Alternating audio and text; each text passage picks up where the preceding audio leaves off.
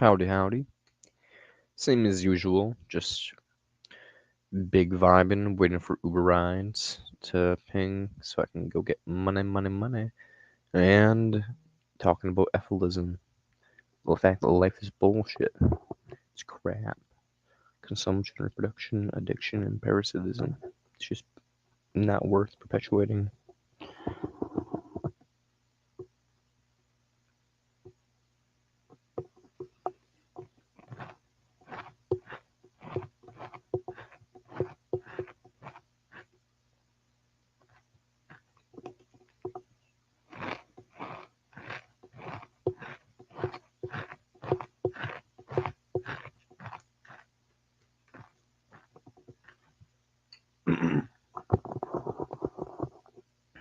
I'm eating Frosted Flakes, the chocolate ones.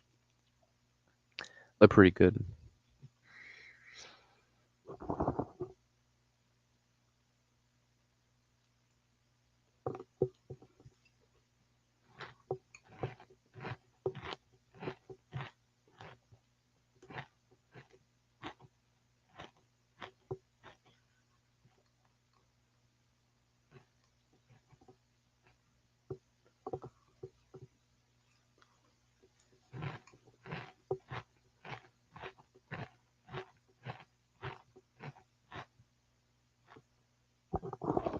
Yep, basically. Cornflakes. Chocolate flavored cornflakes. So, pretty tasty. Yum yum.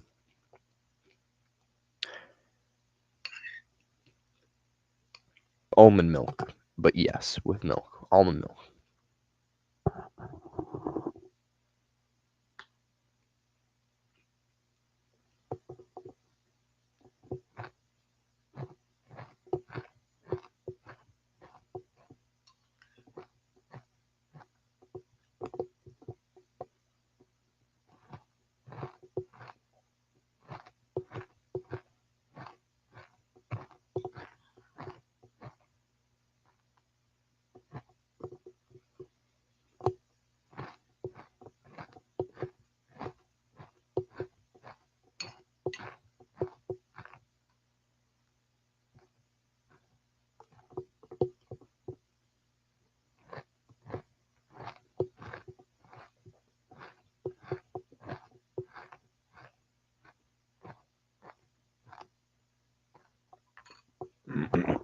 Well, almond milk's pretty good with this. Almond milk's sweet, and it goes good with the chocolate. So, it tastes pretty good. I actually prefer oat milk over actual milk. So, oat milk is bomb diggity. I actually like oat milk quite a bit. It's better than normal cow milk. So,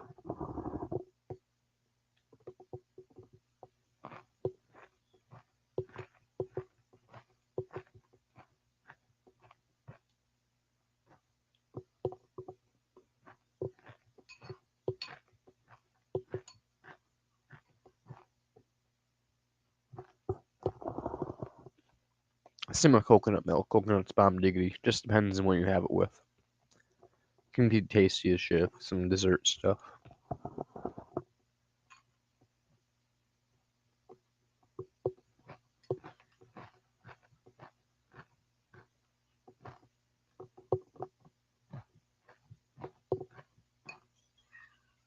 Mm-mm-mm.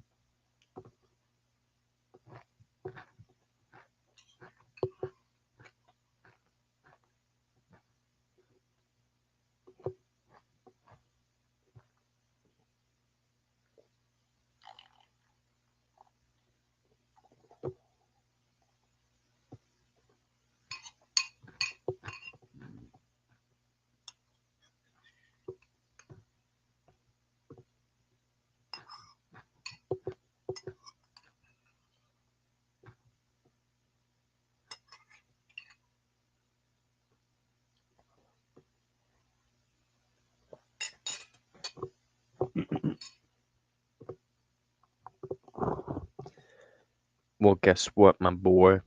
They put a lot of things in vegan oat milks these days to make it so they have the nutrients you need.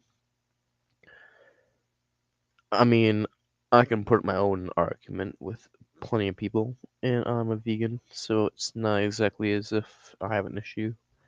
I'm a rather toned lad, got the tonage. Not strong, but I'm toned.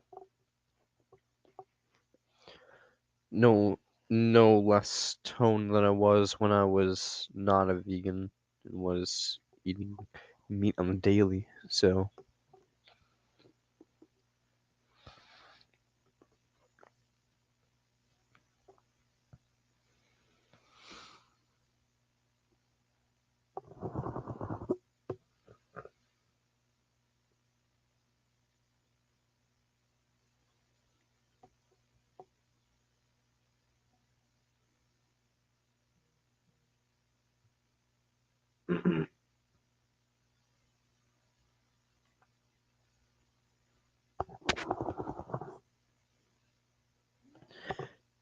I mean, happens to everybody.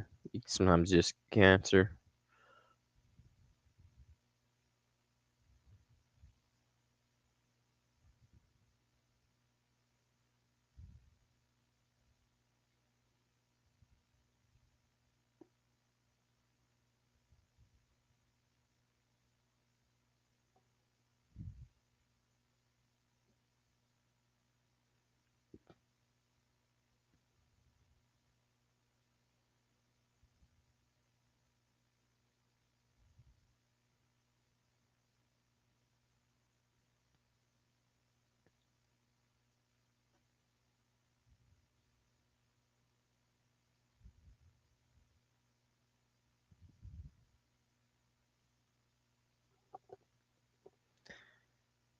Cancer's pretty litty titty, anyways.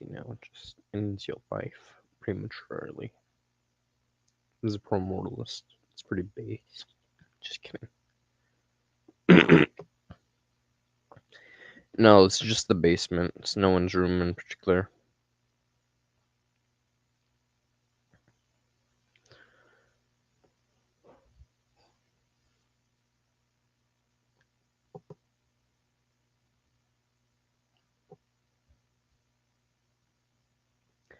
Anybody's room.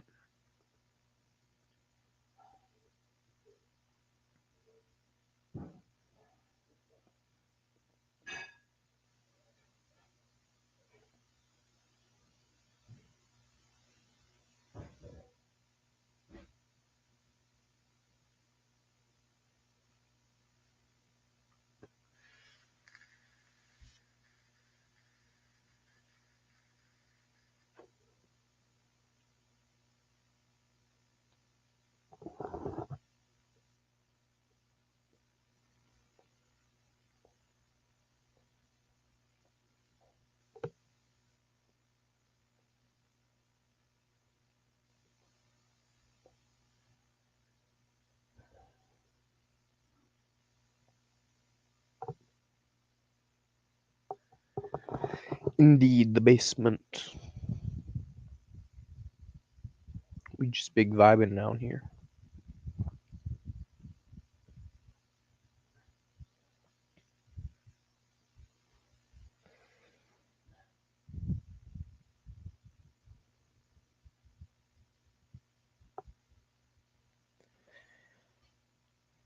Got the fire escape in case the house gets litty titty, and I can just skedaddle into the night.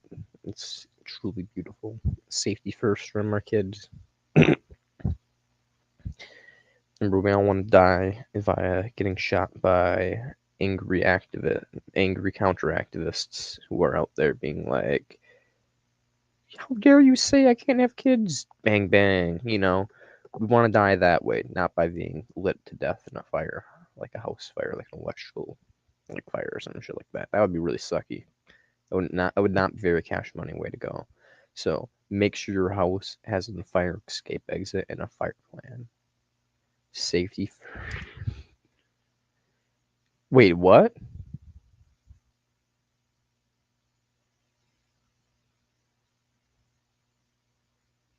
Nah, you're fucking with me.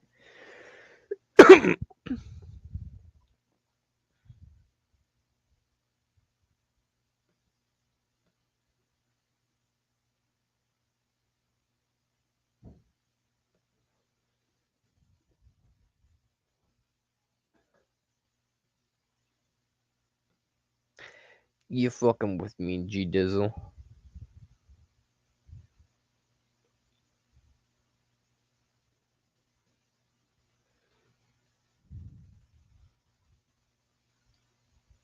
Oh, maybe not. Let's find out though.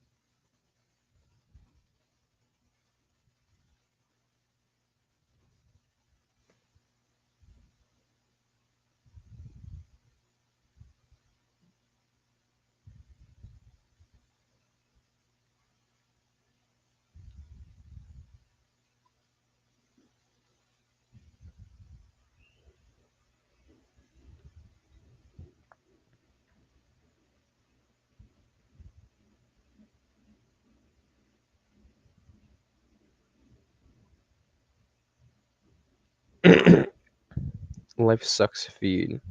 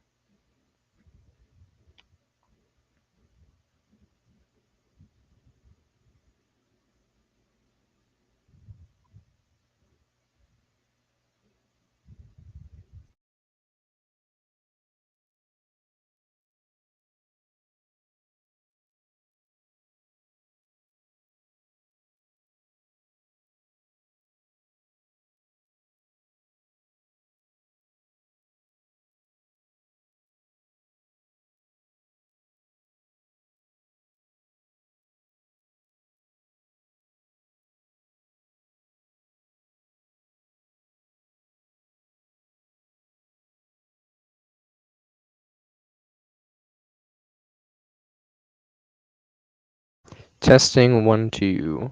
Okay, my mic is still working. Cool. It just turned off for a second, so every time it turns off, I have to test it to make sure it's working.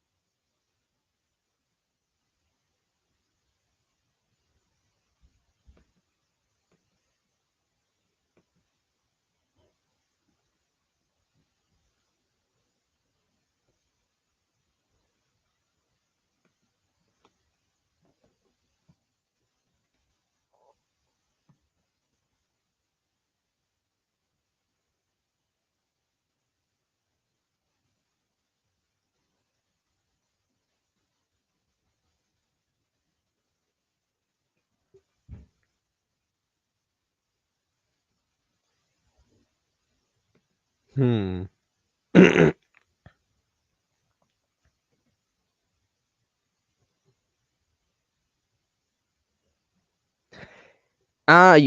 You fucker. Why would you say that Amendum died for no reason? Of course he fooled me. Just like no new. He's like old as shit. He's like dinosaur bones, bro. I'm gonna be like, interesting, and try to search about this news and be like, Daddy-O died, ripperoni. But yes, you did fool me. I mean, given that there's very little news about it, it's kind of just like, yeah. I mean, regarding Mendham, if someone hears something about him, I'm gonna be like, yeah, it's probably true. So, yes, you did fool me. Thank you. Ha ha ha.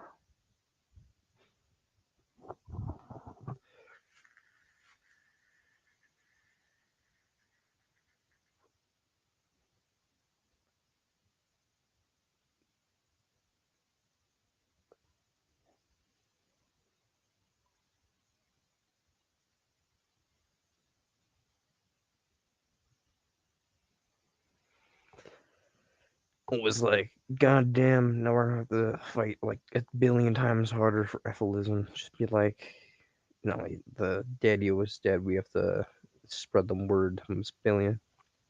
But I already have plans to make the efforts for my activism be even better and more like, make myself be more attention grabbing. I'm handing out condoms now. Bing bang boom. Realize condoms are pretty cheap if you buy them like in bulk. So why not have a sign that says "Birth is a catalyst of all suffering and death" and have a bowl of like condoms and pass them out? Just be like, "Yo, you guys look like you need condoms," and like, "Why the fuck are you handing out condoms?" And I'm like, "Here's why: because birth is a catalyst of all suffering, death. Stop having kids." Blah blah blah. Narrative about how it's all unnecessary and suffering's bad, and and if there's anything wrong in the universe, it's by definition something that's unnecessary and causes pain. So Bing Bang Boom, the whole narrative and all that shit, and then give out condoms, prevent birth, especially because there's all these dumb teenagers getting pregnant these days.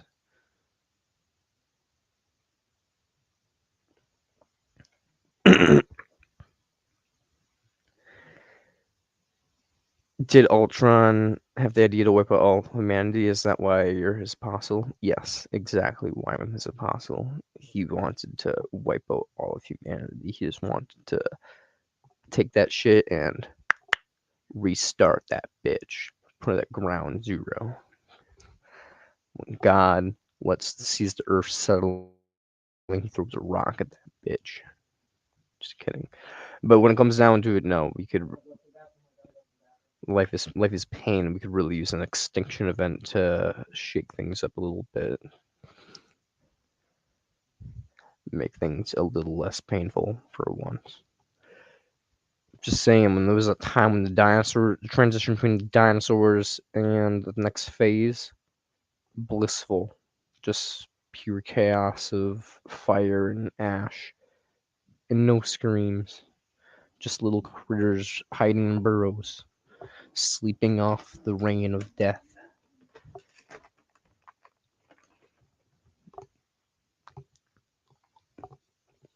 And humans, we can do better than a fucking meteor.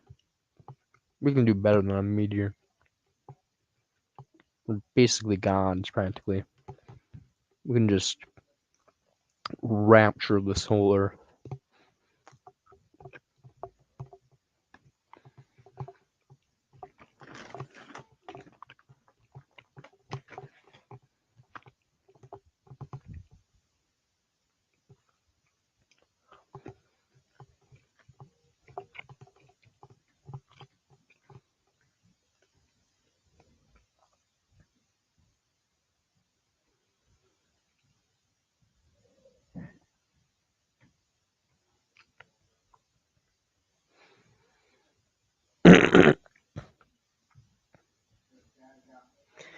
Don't worry, global warming will wipe us out in the future at this rate. Yeah, you're not wrong, Spirit Oyster, but that'll take a long time. There's a lot of suffering during that process, and even then, certain species will survive.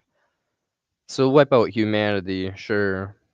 potentially, at least massive chunks of humanity. But will it truly wipe out all suffering on Earth? Nah, I think we need human assistance for that. But I mean, purposeful human assistance. Human assistance is causing climate change, but moral of the story is purposeful human intention cause extinction will probably be necessary to wipe out a majority of species. Given that, as I say,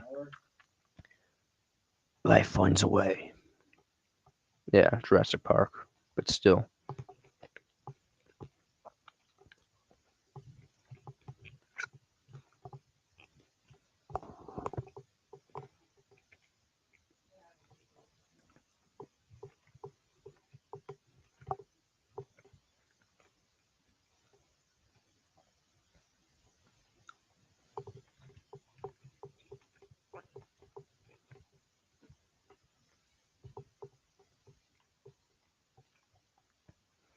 Full nuclear war probably would extinct a majority of things on Earth. I'm not sure about, like, given climate change plus nuclear war, like if we were to do that, like it would probably fuck the planet beyond repair. So I would be like, that'd probably be a win. It would probably fuck the planet up for so long that like eventually when the sun decides to do his little expansion, hug the rest of the solar system, ooh, it will be like too late for life to evolve back. So I'm cool with nuclear war at this point. Probably would be better if we just intentionally nuked the whole planet, like in strategic locations. But nuclear war. I mean, hey, we prefer if we nuked the rainforests rather than like the cities. But hey, to each their own. It'll get the job done, I'm sure.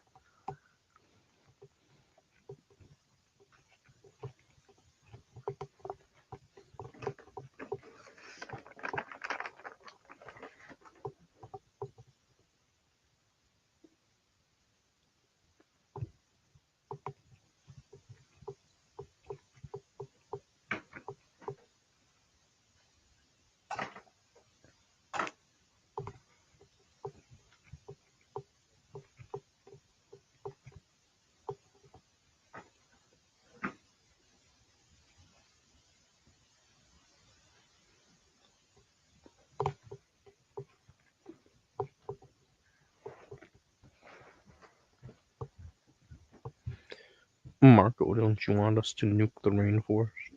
Yes, nuke the rainforest, my children. Marco says we should nuke the rainforest.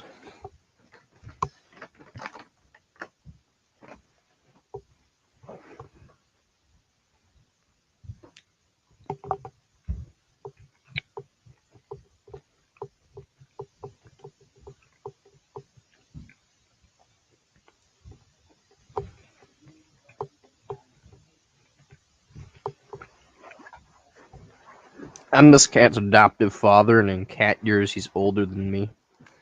That's wild, Marco. You're older than me in cat years. How could this be?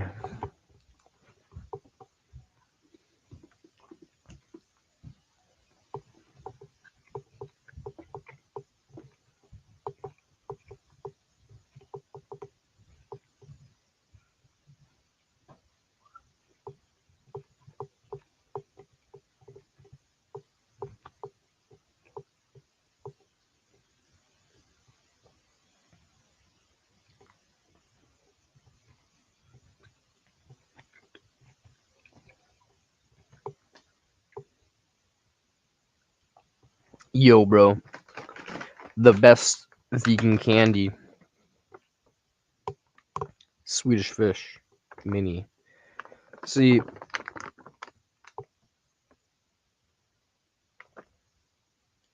says like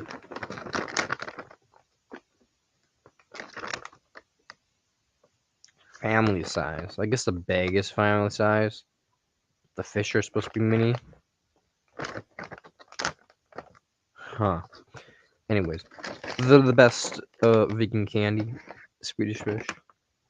Probably the best candy of all, if you really think about it.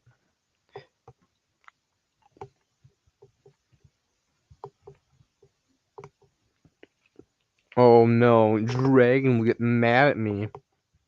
I'm enjoying candy. I'm enjoying life for once. A little bit. A wee bit. Having my nicotine, my Swedish fish. You know, I think Dragon just upsetty spaghetti that I'm right about negative utilitarianism, and he's just a little bitch. He's like, boohoo, everybody should kill themselves. And I'm just sitting here like, yeah, but there's 8 billion people on the planet. Doesn't really fucking solve anything if you kill yourself. And he's just like, wah. The Ethelists are right, and I'm a pro-mortalist who doesn't even know how to kill myself. So I tell other people to do it for me. Wah. I'm Dragon. I have an edgy name. People are just gonna start making bad Dragon references, but he didn't realize it when he made the account. Oh no, here we go. How many dildos can you fit up your ass? Just kidding, I'm not gonna do that. I've already made a bad Dragon joke in my last video regarding I'm the Dragon guy. So I already made a bad Dragon joke, like I am the bad Dragon. So when it comes down to it, we'll cut out the dildo jokes for a little bit. I am the bad Dragon.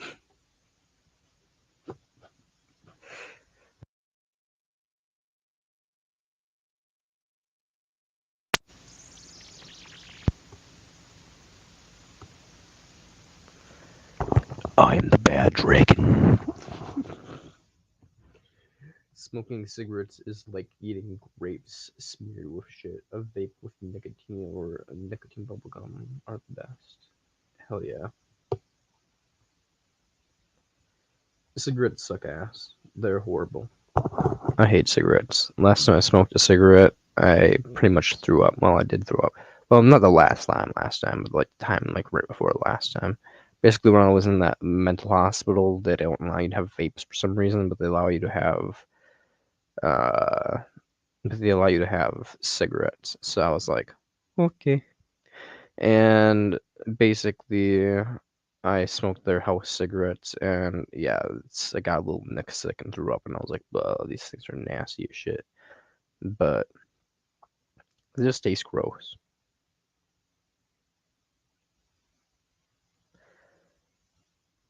Shut the fuck up. The prophet, I will suck your little toe. Yeah, you heard me.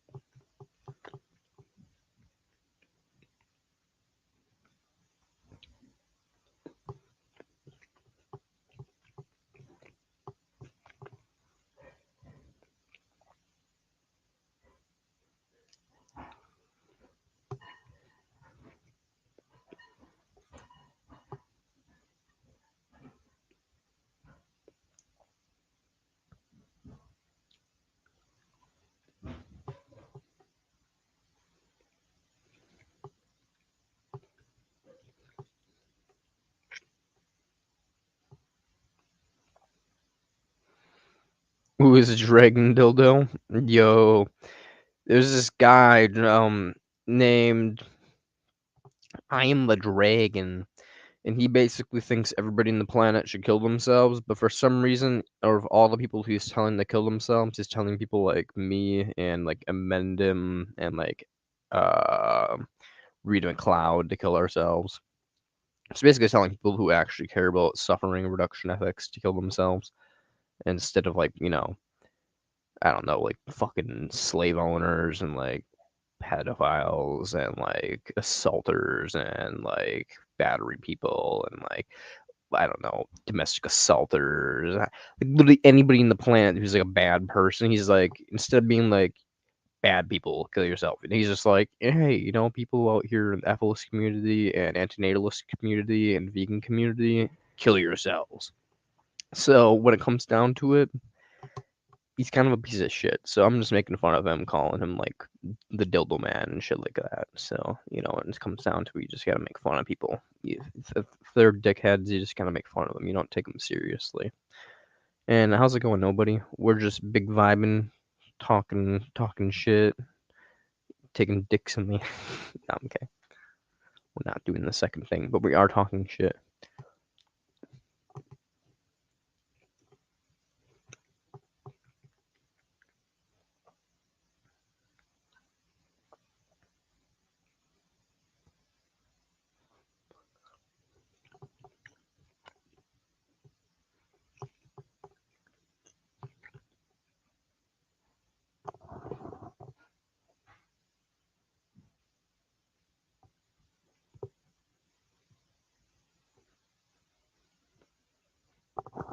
At any moment, my Uber app could go ding, and then my talking shit spree will be goodbye, and I will be called to duty.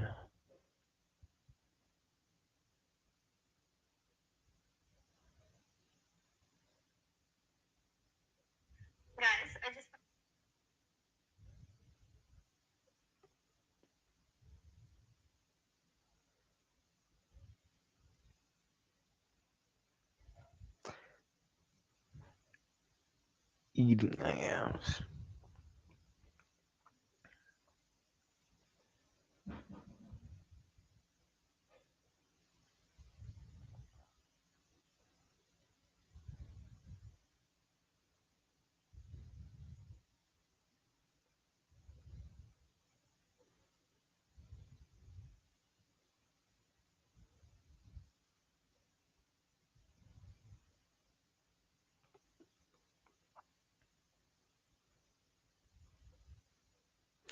Stop eating candy, you just ate cornflakes, you'll get diabetes at this rate.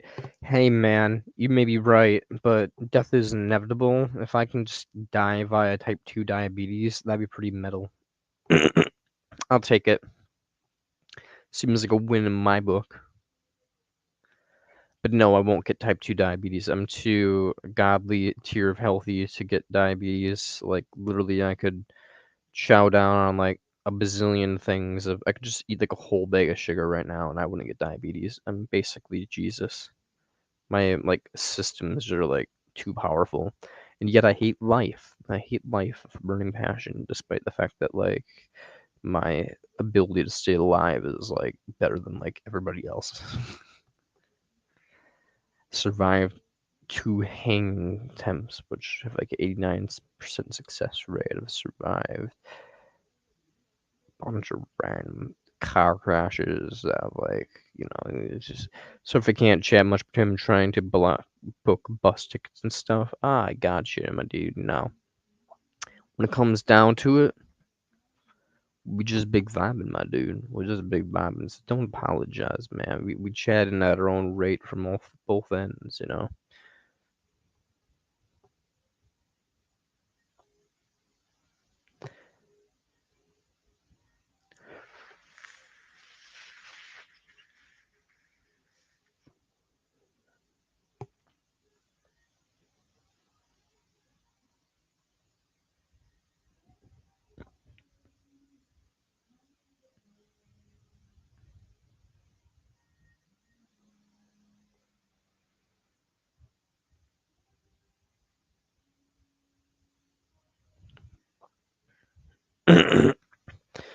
What's the best way to spend your day? You get bored easily? Well, one, get high. Probably smoke weed, but whatever floats your boat. Two, eat some shit. Take a shower. Number three. Now consume some time. Four, get more high once you're done taking a shower and eating.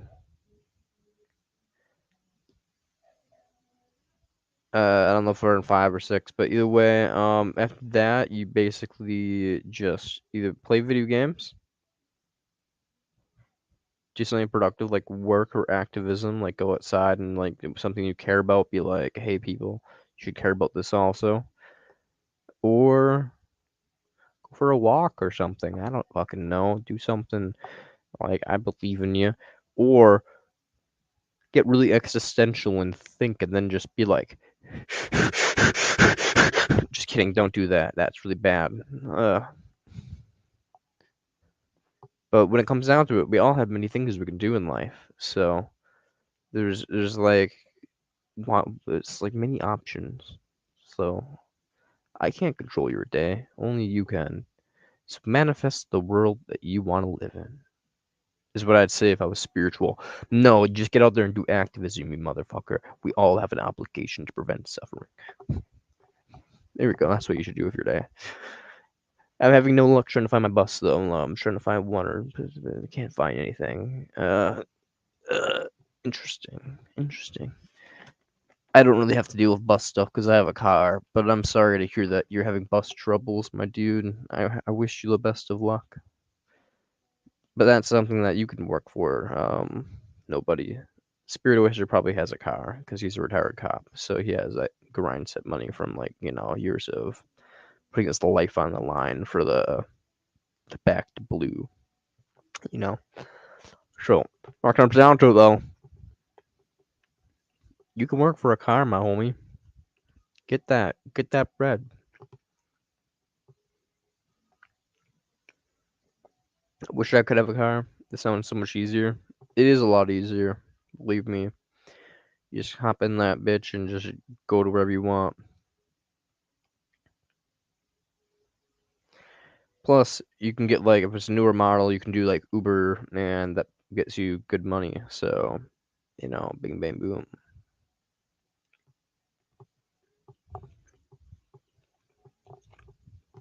Or if it's like today, you sit here with Uber on, you make nothing. Now I made $5.91 today, but that's like one ride. In one ride, I made $5. But to be fair, it was only like a 3-minute ride, but it's still like I could really use a few more car rides today. It would be fun.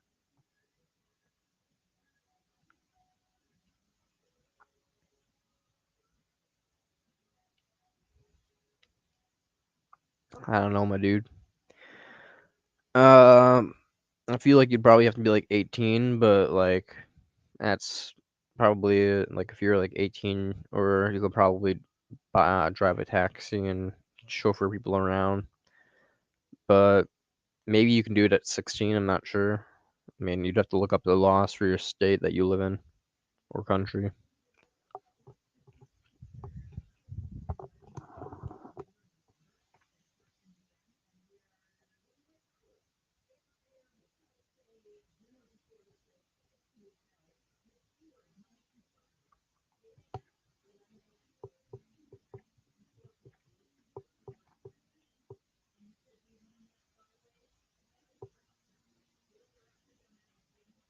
Fair enough. To each their own. I mean, I have a car. I've had a car since I was 16. It's convenient, but to each their own.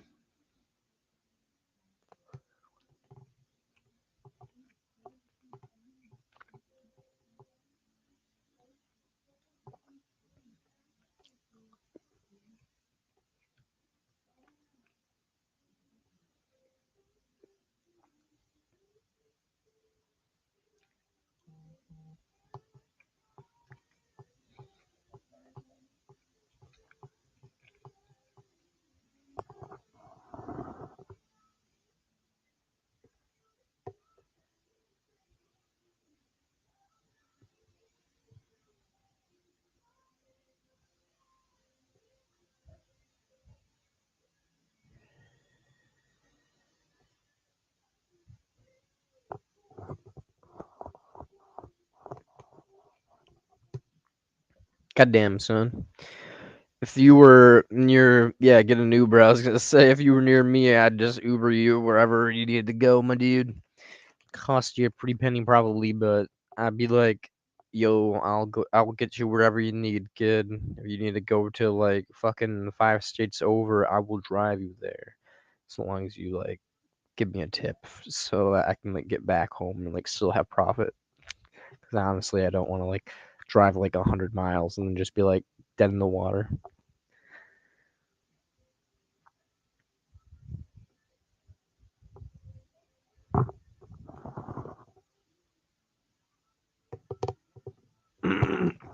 Yeah, I don't know, but Spirit Oyster says nope, so I'm gonna trust him. So I'm gonna say nope. You can be 16 or older, I guess, to be an Uber. You just need to drive a car.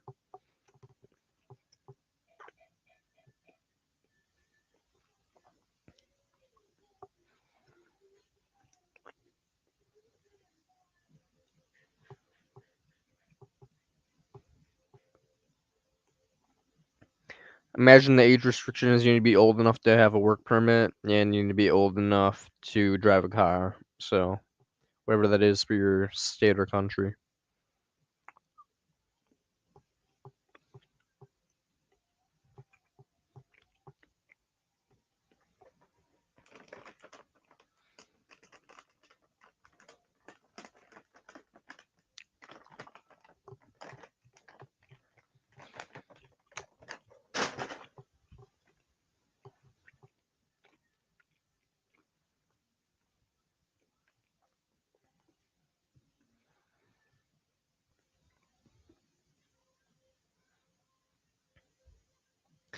Yeah, nobody. What's up with that? Like, if you're not over the age of 18, like, why aren't your parents helping you out, homie? Do you run away from home or something, or are you just your parents like just shitty? We're just like, yeah, man, just figure out how to get wherever you need to get. So you're just like dead in the water. Can't ask my parents. Oh, fair enough. I guess. Don't know why, but fair enough. I'm not gonna pressure you to say why on stream or anything. So, in case you're just trying to trip balls and LSD, and you're like, yo, man, I need to go to my friend Ronaldo's house, like 20 miles away, and we're tripping shit on. This feels sus. Yeah, basically. Spirit Oyster gets it. Like, the only time I couldn't tell my parents what I was doing was when I was doing drugs or some shit, and I was just like, "Ugh, okay, uh, 12 hours away from some place doing the sussy LSD, seeing the cosmos in my third eye."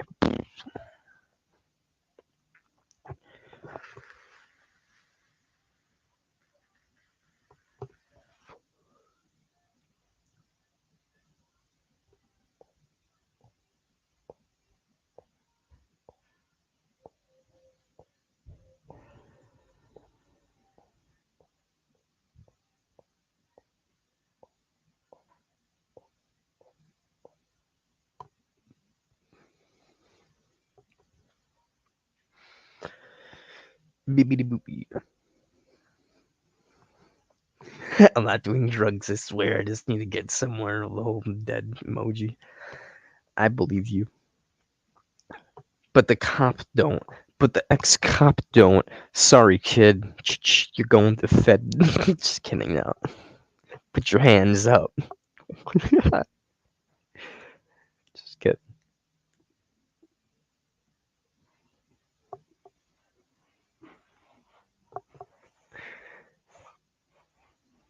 Stay where you are, kid. You're under citizen's arrest by a YouTuber. Just kidding. I'm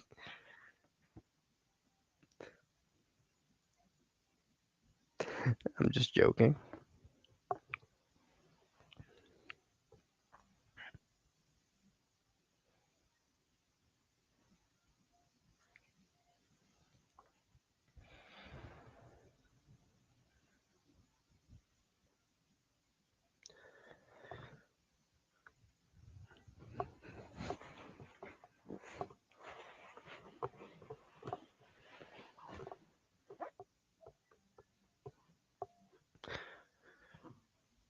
I want to vape, but mom says that cigarettes are enough. Just one that do groceries. I think I'm gonna smoke the whole vape bottle in a week. How to convince her? You just have to eat her ass, bro. That'll convince her.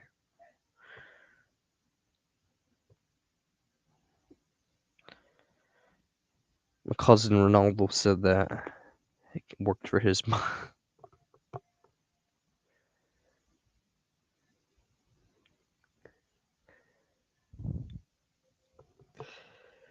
No, it's okay. Nobody. Spirit Oyster's like in his like 40s or 50s, just fucking around. Maybe even older. He might be like in his 60s. I wouldn't even doubt it.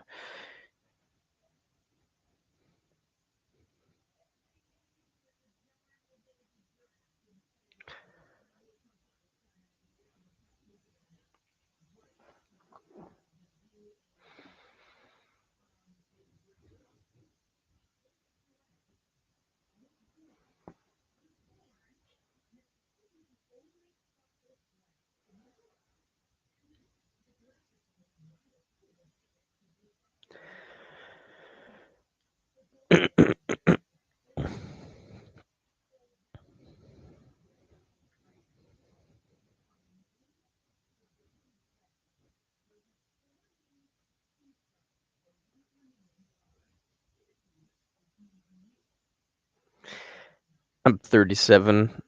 Damn, you're 37. You're retired, dude. Bruh. That's pretty good. Congratulations.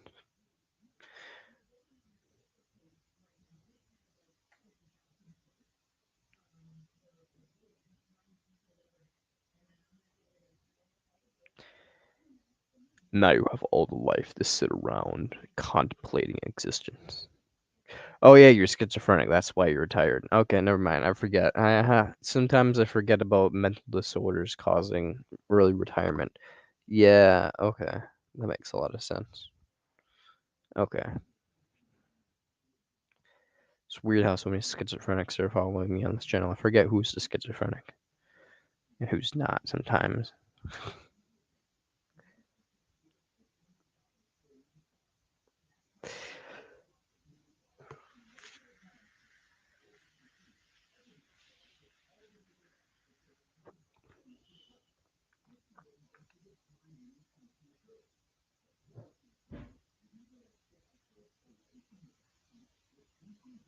I'm not retired. I give them medical certificates. Ah, fair enough.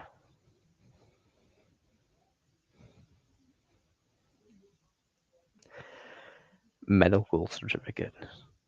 I don't know what type of job that would be, but you're not retired, but you are retired. So you're retired from active duty, but you're like you give medical certificates, so you're still working and stuff. I got you.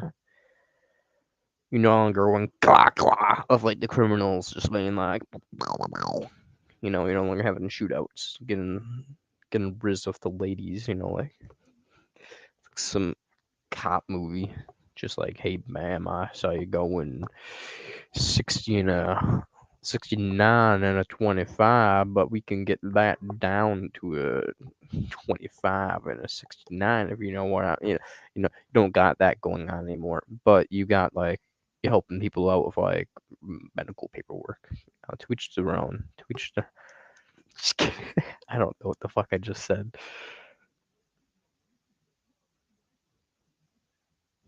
I honestly don't know what the fuck I just said, but I imagine if a cop said it, it would sound very rizzy because he's like he has a badge. So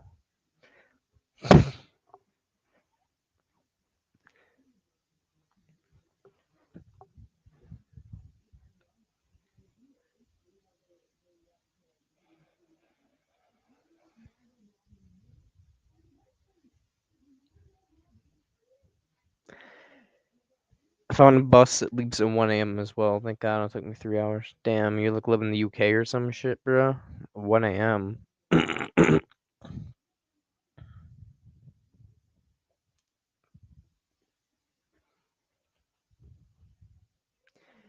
Never mind, wrong date. Oof.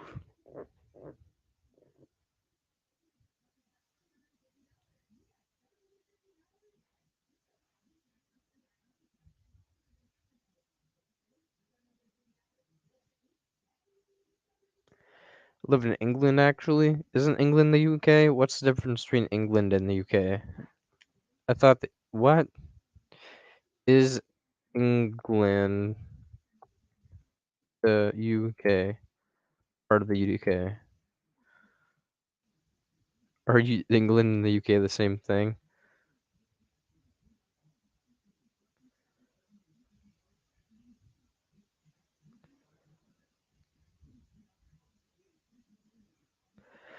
Okay. Okay, interesting. So, like, England is a part of the UK, but it's not the same thing. Okay, so basically I was right and I was wrong at the same time.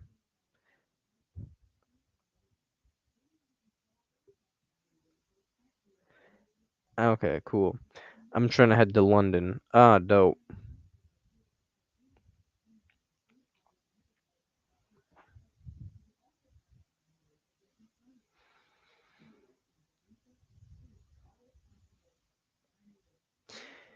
Yeah, I looked at that on the internet. It said that too. Yeah.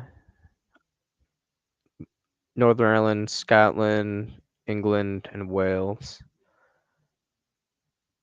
But they're basically just like one super country. It's kind of like the United States, but like you all are just like different states, but like the United Kingdom's the country, but like instead you're actually just countries, like united under like a pact. It's kind of cool. It's kind of metal. I wish we had something like that of Canada, like the fucking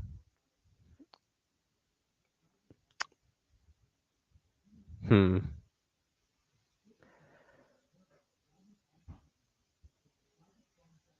Like the Central Alliance or like some like the Northern Territories or something like that. Like something cool, like where like America combines with Canada and like Mexico and just like makes like a super continent and just be like we're all allied together and you like interchangeably just like walk between things. Like all territories and states become one. That'd be dope.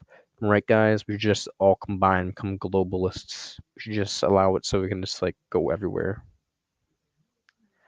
There's an age restriction on the buses. Ripperoni, big fucking F, my dude. All this exploration, and then you find out that you can't even go on the bus. That's a big F. Well, you tried.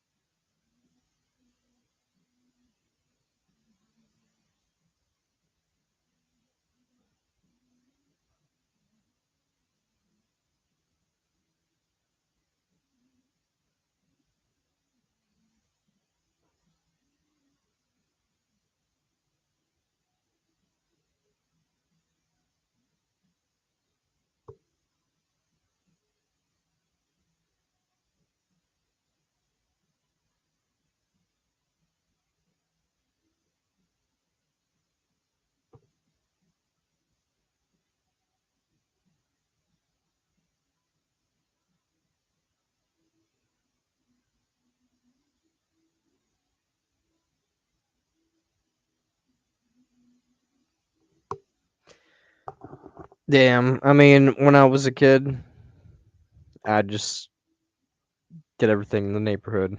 So that's the perks of living in Ashwaubenon. Everything's nearby. Most of my grandparents lived in Green Bay slash Schwaben or across the country, so I had no real reason to.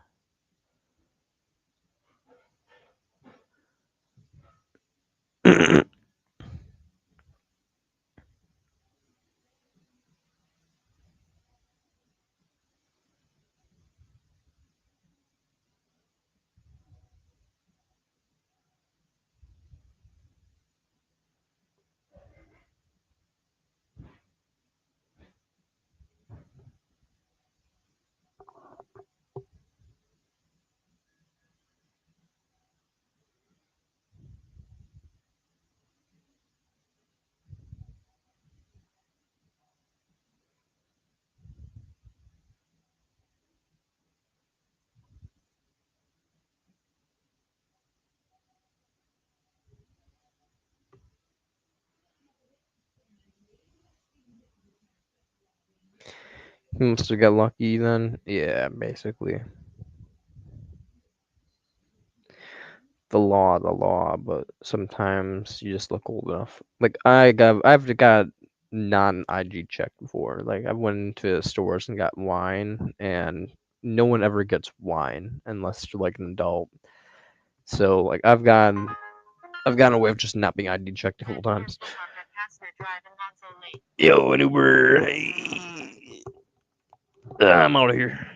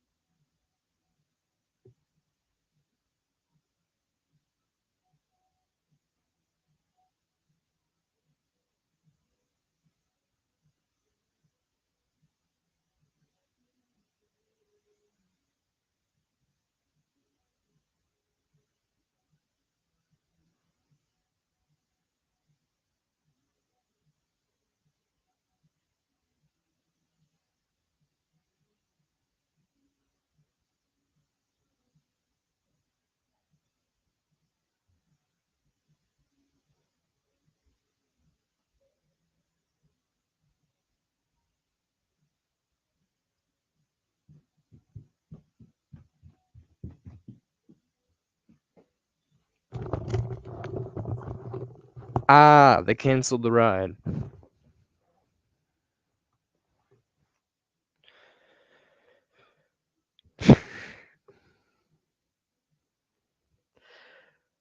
I mean, you probably will be all right, dude. I don't think you need to go all James Bond and get like makeup and be like, "Yes, my name is Fernando Cortaz," you know. But if to each their own, I mean, you know.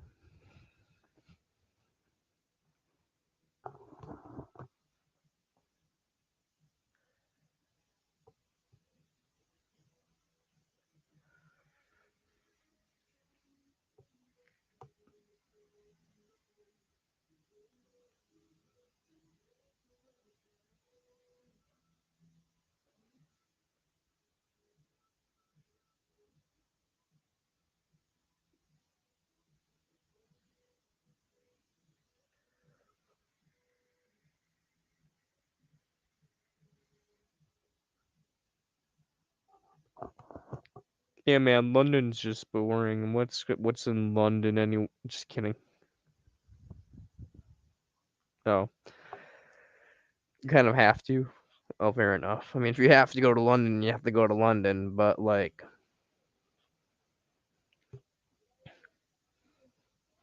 why you have to figure out how to go to London by yourself?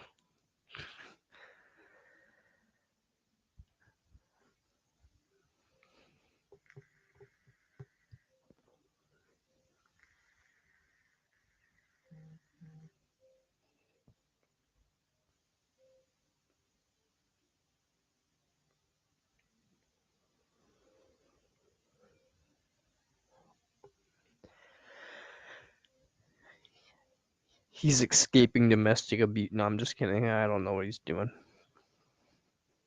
Reasons. Are you trying to meet up with someone? Because if so, it's not a good reason. Don't do that. But yeah, the train's faster than the bus. You could look at trains, as Oyster says.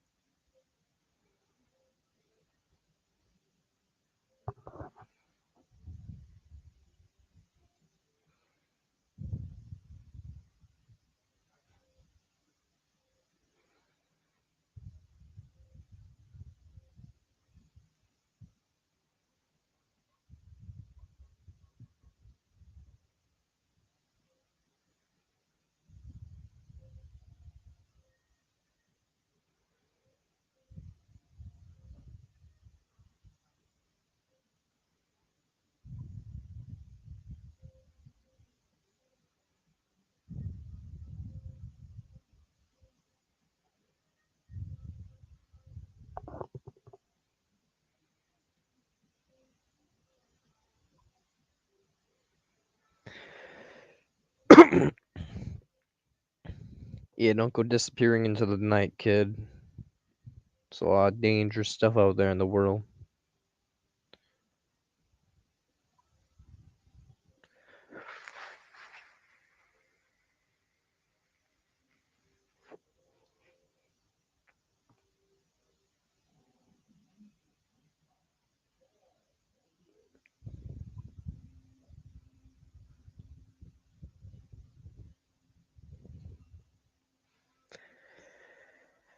Nope.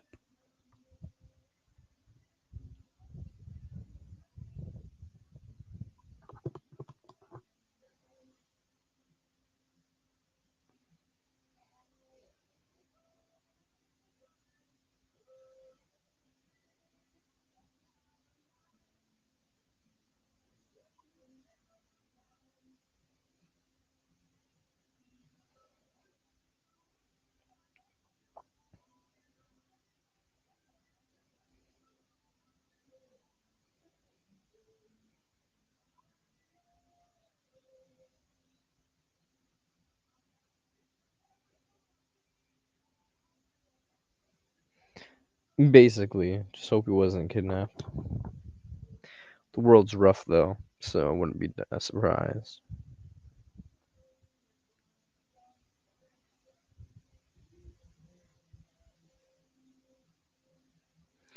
No one knows.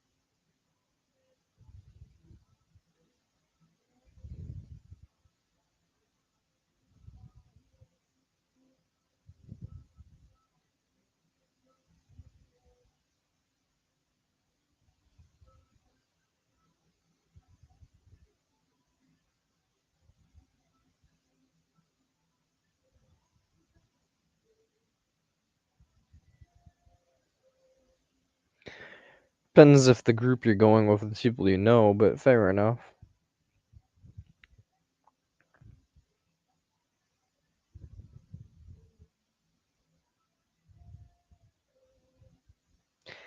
Also, dolphins and orcas, they're pretty scary too. And sea otters. Don't fuck around with sea otters. But yeah, humans are pretty fucked, so watch out for humans, man.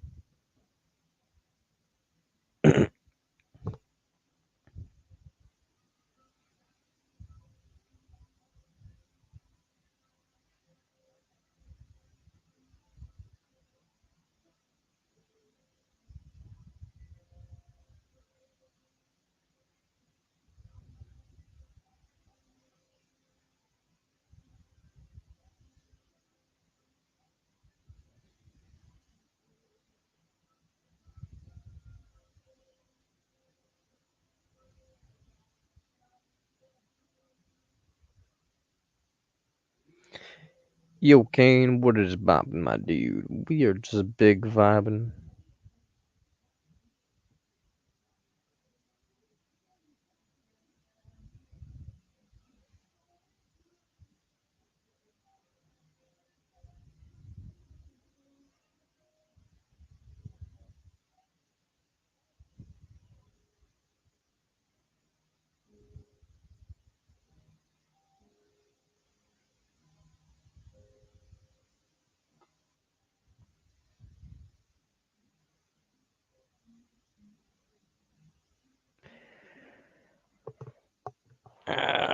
Disappointed. I wanted to do an Uber ride. Make money. Money.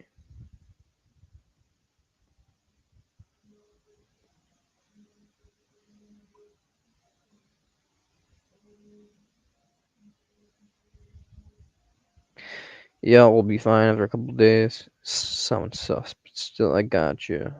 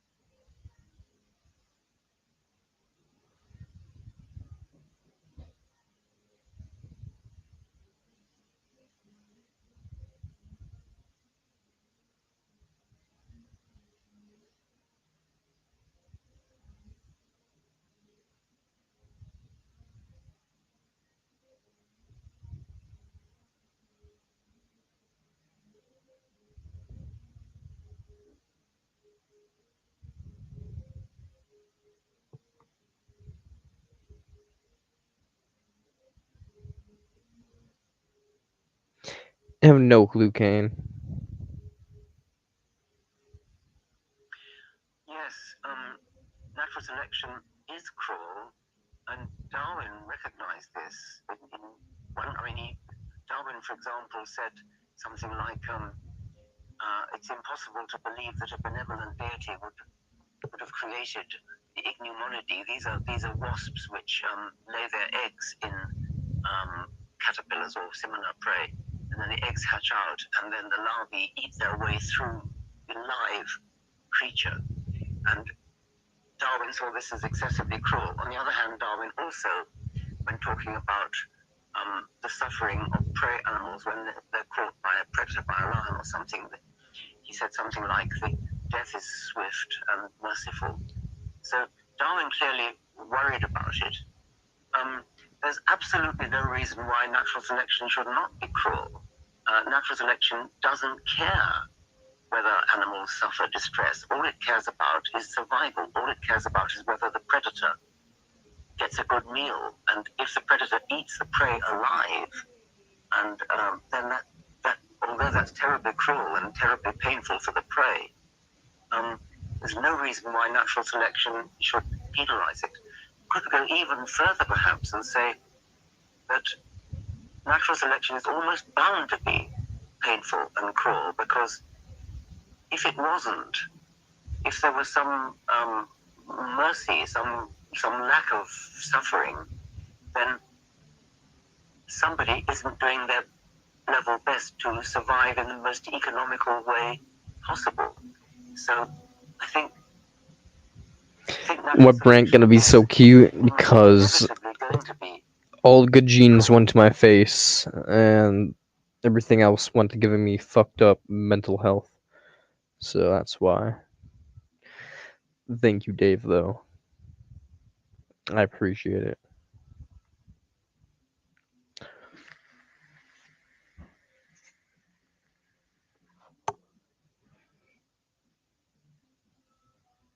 The Netta says, "What is happening here? This video is on my recommended."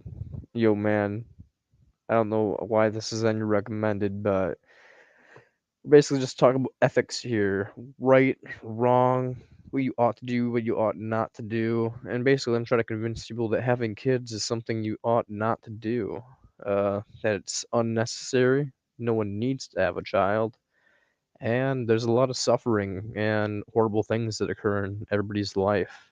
Statistically speaking, the odds are not in your favor, and it's just a fight against the grain.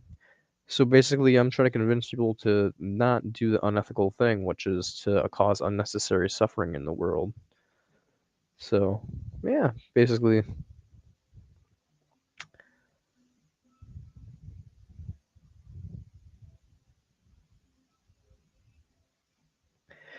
would you judge him for it? Yeah, of course I would. It's like saying, would I judge a serial killer for murdering people despite the fact that he doesn't care about them at all? Like, yeah, of course I would. I would judge God, even if he didn't care about us, just as much as I judge anybody else, because consequentially speaking, is the result of all of our. He's the cause of all the suffering, and we're the result of his creation. Gotta preserve bloodline. Well, that's eugenics, my dude. Uh, but I don't really believe you generally believe that's a good excuse. So especially considering that's just a Ponzi scheme, suffering, cancer, death over and over and over just for some artificial thing that no one cares about but your family tree and just specific people in the family tree. Not even everybody. Most people just fucked and just happened that it popped out in the next generation because they wanted to get in the heat of the moment. But when it comes down to it, certain people care, I guess. They'll be forgotten in history just like everybody else. But, wiped out of any other massive extinction event. But, you're saying the suffering everybody's going to go through cancer, diseases, worth it because of bloodline. I think I scared him away because the viewer just went down, but it might not have been him.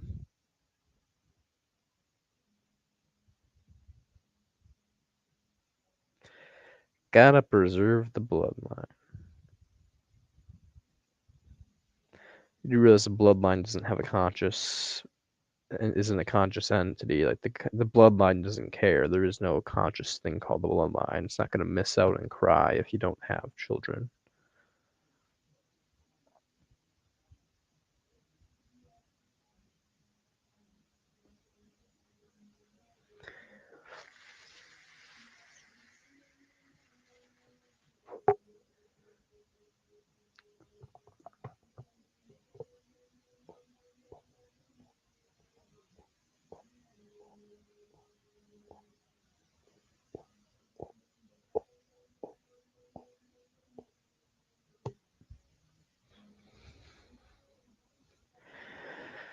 Oat milk is bomb diggity.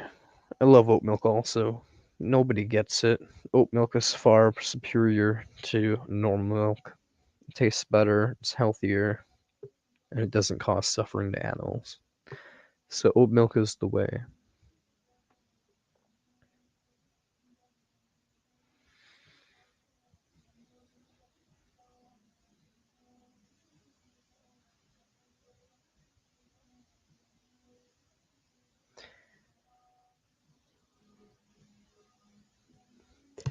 Oat milk is not icky.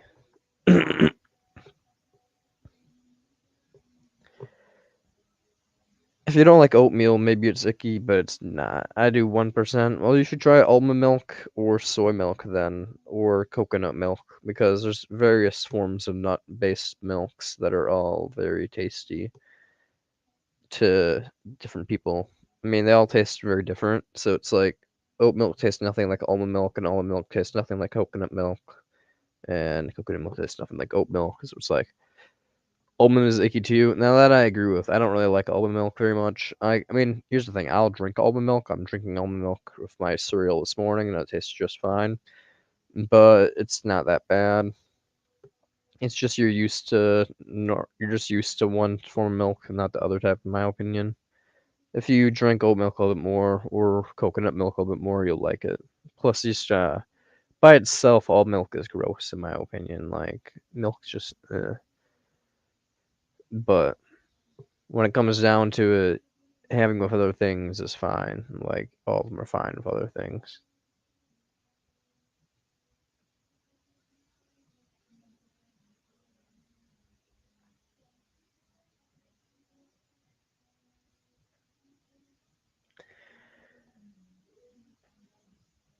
Okay, we're doing it.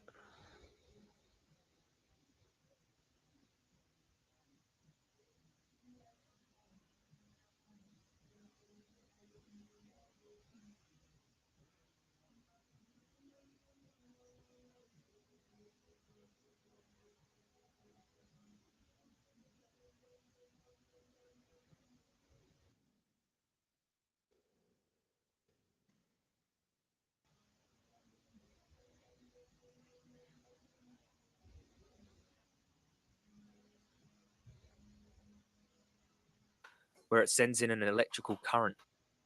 Yeah, we're watching Milk, the documentary, baby.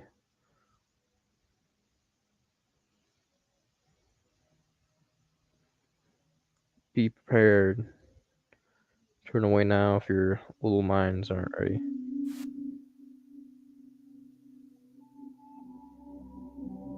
The dairy industry is a multi-billion-dollar a year worldwide No, monopoly. I'm doing Uber. It's just not very lucky.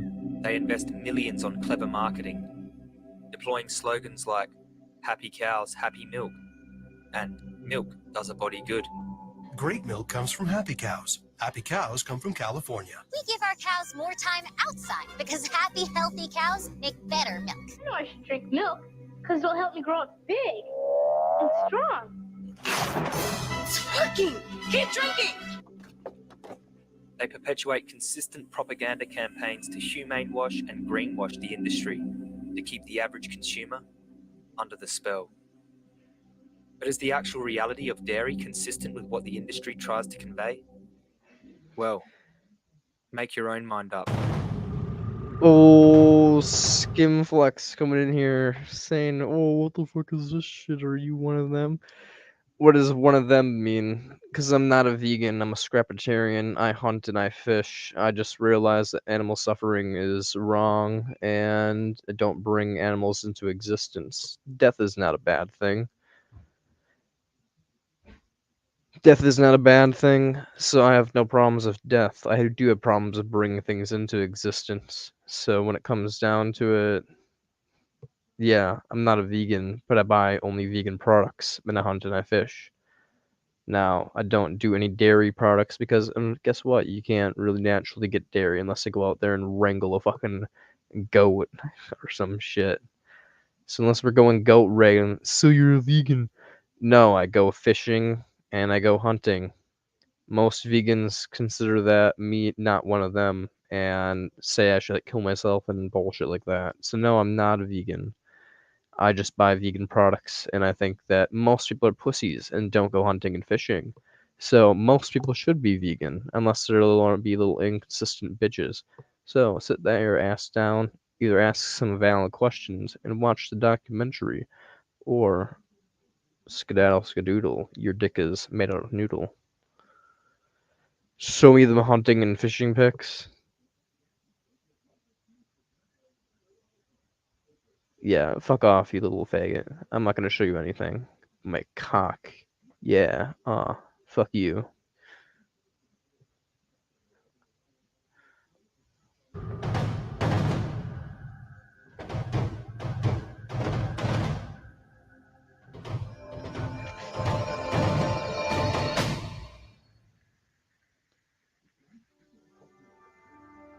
Cows are complex, sensitive beings who display amazing traits of intelligence and a wide range of emotions.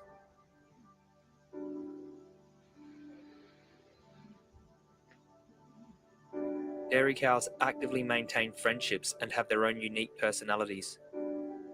Each one of these animals is an individual having their own conscious, subjective experience of reality. So please keep in the forefront of your mind that cows are someone, not something.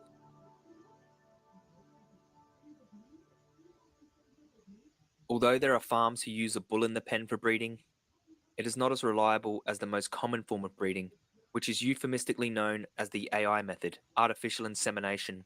This process is essentially the sexual violation of male and female animals in order to produce calves to make up the dairy herd. Some farmers do it because it just does not make financial sense for them to go out and spend thousands of dollars. They just don't want the problems that some of the bulls. This dude actually thinks it takes a requirement of some type of like balls or energy or something. And then this little femboy anime profile picture thinks that it takes some type of balls to pull the trigger on a gun. Dude, I could kill a fucking person and I wouldn't give a damn. Yet alone an animal? A thing that's barely even aware of its own existence in the universe. All I care about is the fact that it suffers and feels. Eliminating its fucking pathetic life from the chain of events where it's never gonna die means nothing to me. Neither would you or death mean anything to me. So guess what, Chief? No, it doesn't take shit to pull the trigger, and it doesn't take shit to take a rod cast into the water, yank and set the hook into a thing's mouth, pull it in, throw it in the fucking ice box, watch it die from the fucking cold, and then gut its ass. It really doesn't take much. It's really easy. Oh, you're so edgy. Yeah, says the person who thinks that it's really difficult to go hunting and fishing, like it's some moral conundrum that like people are really like, ooh, ooh, the animal's dying and perishing. Like it's not gonna perish and die in a far brutaler way in the wild. Ooh. When I go hunting and fishing, I'm a masculine man. I do the hard deed. No, that happens all the fucking time, every goddamn day in the wild. Every fucking day, 1,000 times more brutal than you could ever do. Okay, fuckface? There is nothing edgy about fishing or hunting. It's simply the way of life. My argument is that you have never done that shit, and I have, you little cock. Okay, you UK motherfucker. You just called me a little cock. You probably don't even. You probably from like Europe. You probably don't even have the ability to hunt there. I go hunting. I swear to God, guys. Me and my anime picture. I go hunting. Literally, have been eat. I literally eat fish on stream that I have fished myself. Yeah, exactly. This fucker right here gets it. Nobody gets it. He's a kid and he gets it.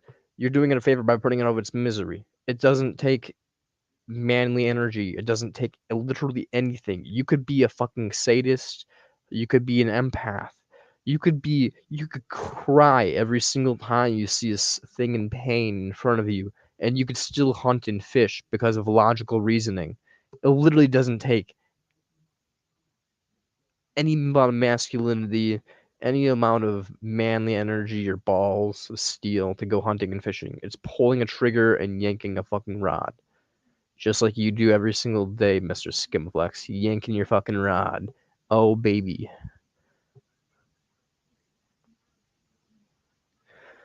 At least when I yank my rod, it's to actually do something ethical in the universe.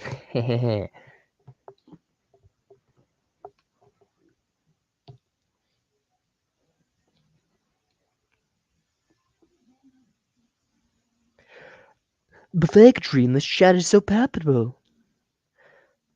Yo, dude. I'm not the one who just said fakery and palpable in the same word, in the same sentence. Like, palpable, that's the most European dick-sucking fucking flamboyant-ass lingo I've seen all day. Palpable? I'm so refined. Walk, walk, walk, walk, walk. Yeah, of course. Yeah, fuck you. As if as if I care. I'm literally bisexual. I'm part of the LGBT community. You hate Euros? No. I'm friends with a bunch of European friends. I just like make fun of European dudes because I think that they have all this prestige monarchy bullshit going on in their heads a bunch of times. So when it comes down to it, I can tell when there's a pretentious Euro all going around here, and you give off the pretentious Euro energy. So come on, Skimplex. You can't deny it. Nobody gets what I'm talking about. He's been around. He's been on the internet. He knows the pretentious Euro. He knows the pompous American. I'm from Arkansas, you ding dong. Oh my God, he's from Arkansas, and he says the word palpable. Yo, Marco. This guy's from Arkansas and says the word palpable. He literally is a weeb. I'm talking to my cat, by the way. This guy thinks he's refined, Marco. He said the word palpable and he was in Arkansas. Fuck you. You probably wish you were a European then. What's your opinion on trench coats? I do have a cat. You know, you and I would be good friends. I don't really have friends that much besides my ones that are from my childhood because when it comes down to it, friends are a waste of time. All that matters is reducing suffering. So I only hang out with my childhood friends. So you and I would not be friends. But we could be, maybe. Maybe. But yes, I have a cat. Look at him. He's a little adorable creature.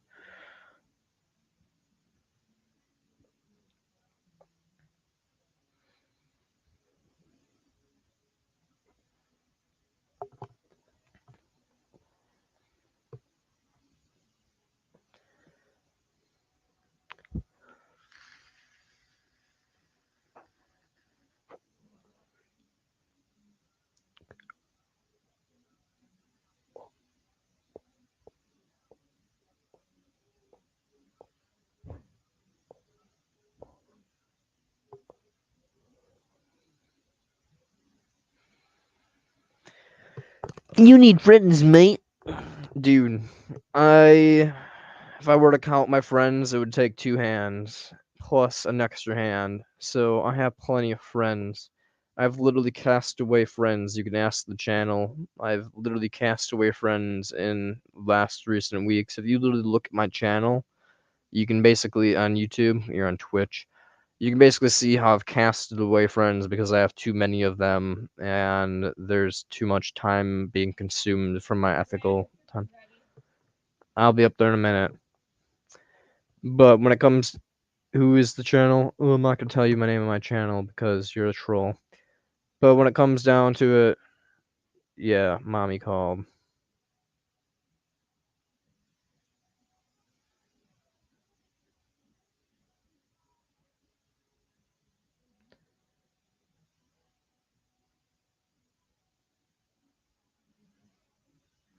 Thank you, Spirit Oyster. I'm pretty sure my cat was just stretching, but you know, to each their own. You can.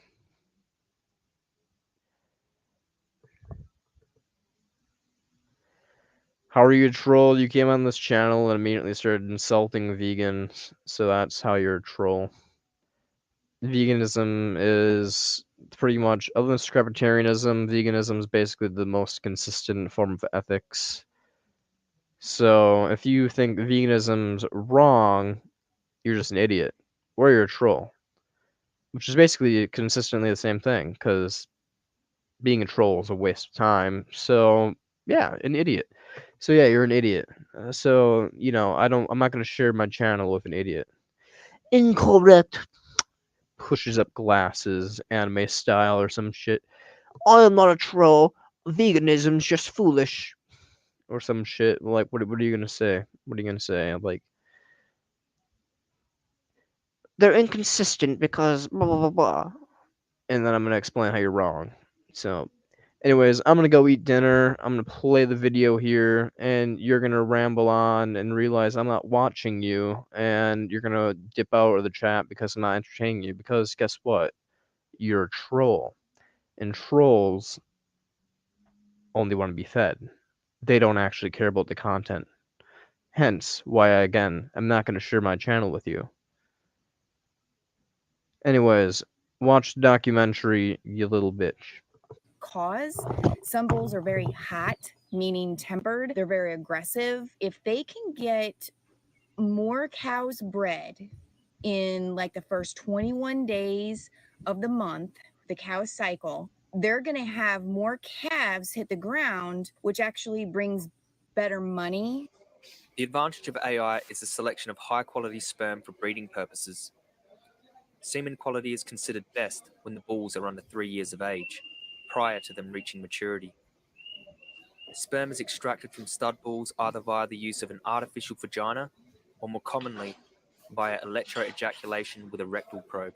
As we load them into the alleyway, get them caught in the head catch, first thing we like to do is do a scrotal circumference measure.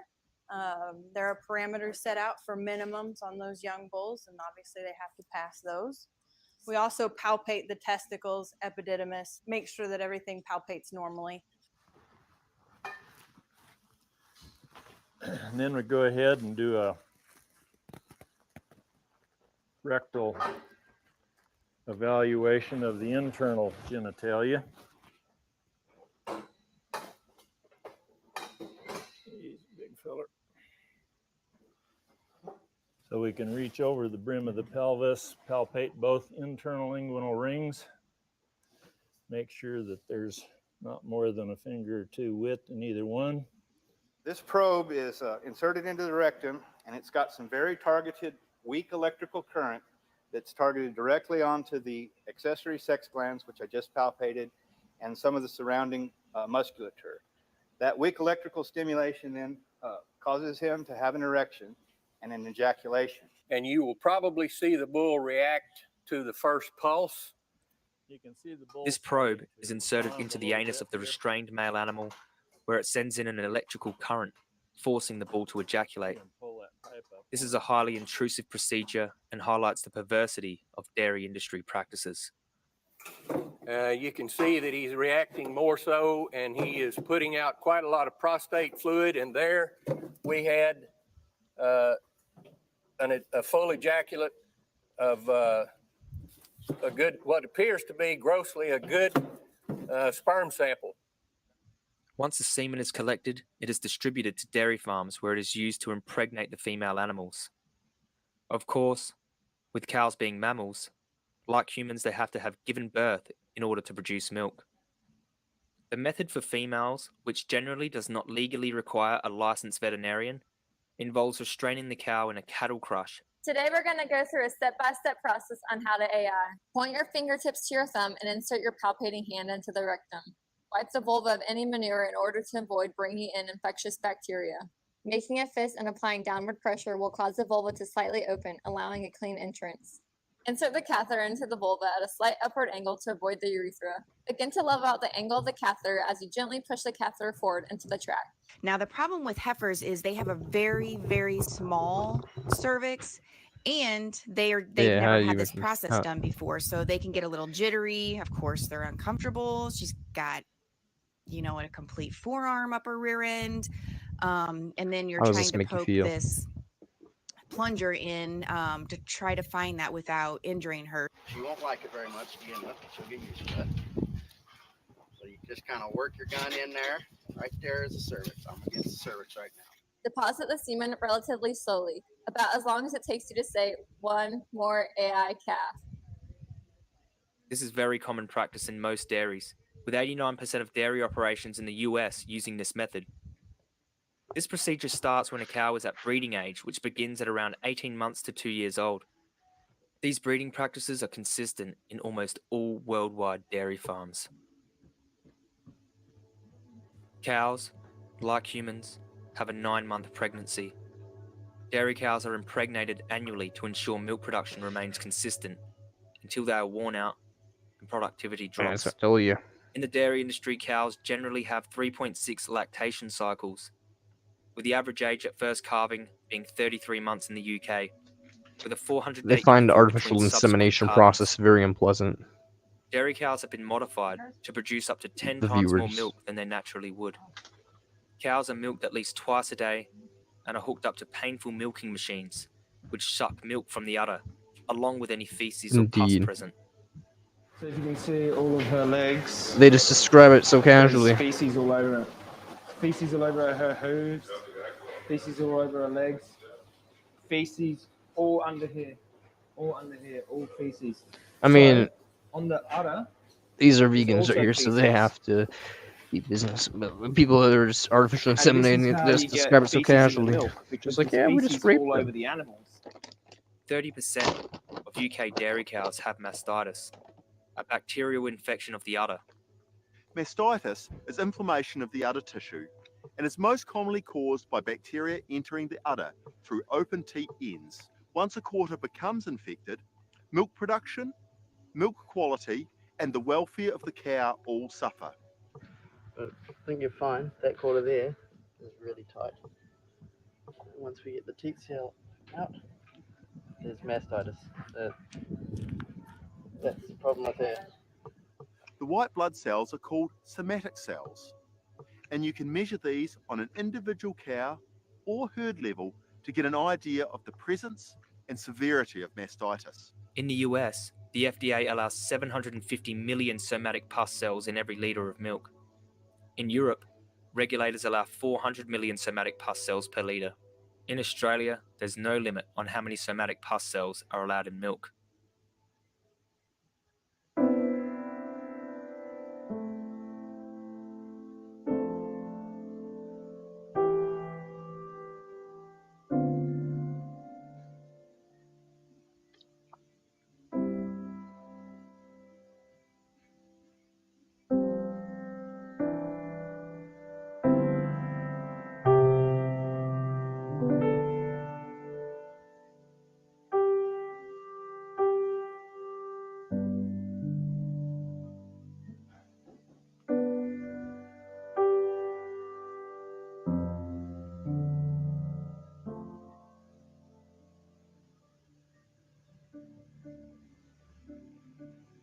Dairy calves worldwide are almost always separated from their mothers shortly after birth. This is done so that calves cannot drink the milk meant for sale, in order to maximize dairy industry profits.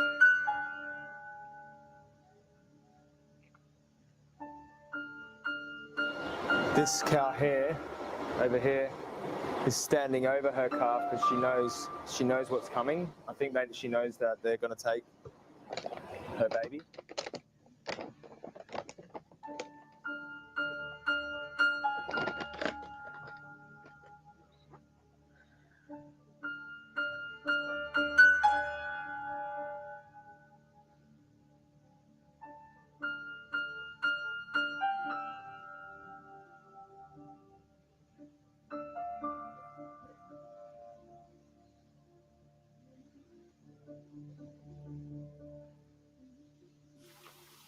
This is her baby, belongs to her.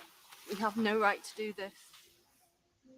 Dairy cows can recognize their calves' call, and vice versa, from just a day after birth. Research shows longer cow-calf contact typically has positive longer-term effects on calves, promoting more normal social behavior, reducing abnormal behavior, and sometimes reducing responses to stresses. The separation of mothers from calves causes an emotional pain similar to a physical one, and cows and their calves have been known to cry out for each other for days after the traumatic separation.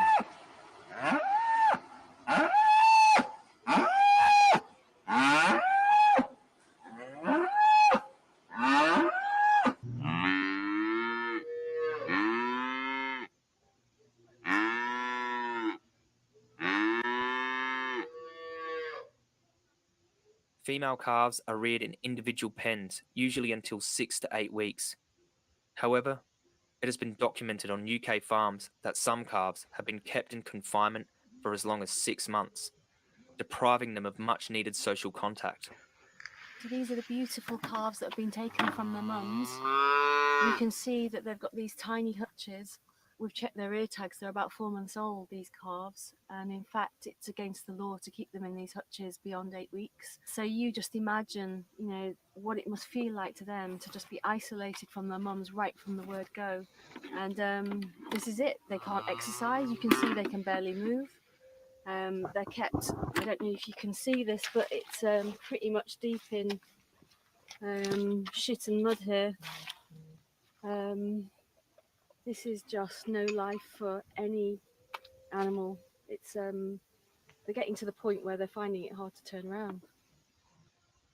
Mortality and morbidity is common in calves. For example, more than half of calves on UK farms suffer from disease before weaning, and nearly all of these diseases are scours and respiratory disease. Female calves will go on to replace the dairy herd and face the same fate as their mothers before them. Dairy-bred male calves can be raised for their flesh, but are generally considered suboptimal compared to those bred specifically for meat. In the UK, 78% of male calves born into dairy herds are reared for their flesh, which still currently leaves around 60,000 slaughtered within 48 hours of birth, usually by gunshot to the head on the farm. According to The Guardian, in the UK this practice could be banned by the end of 2021, with sexed semen being favoured to ensure less unwanted male calves are born. Male calves who are not shot on farms will be raised for veal, either in the UK or Europe, meaning that the calves will have to endure distressing live exports for long distances to be slaughtered outside of the country, or alternatively, will be killed in UK slaughterhouses.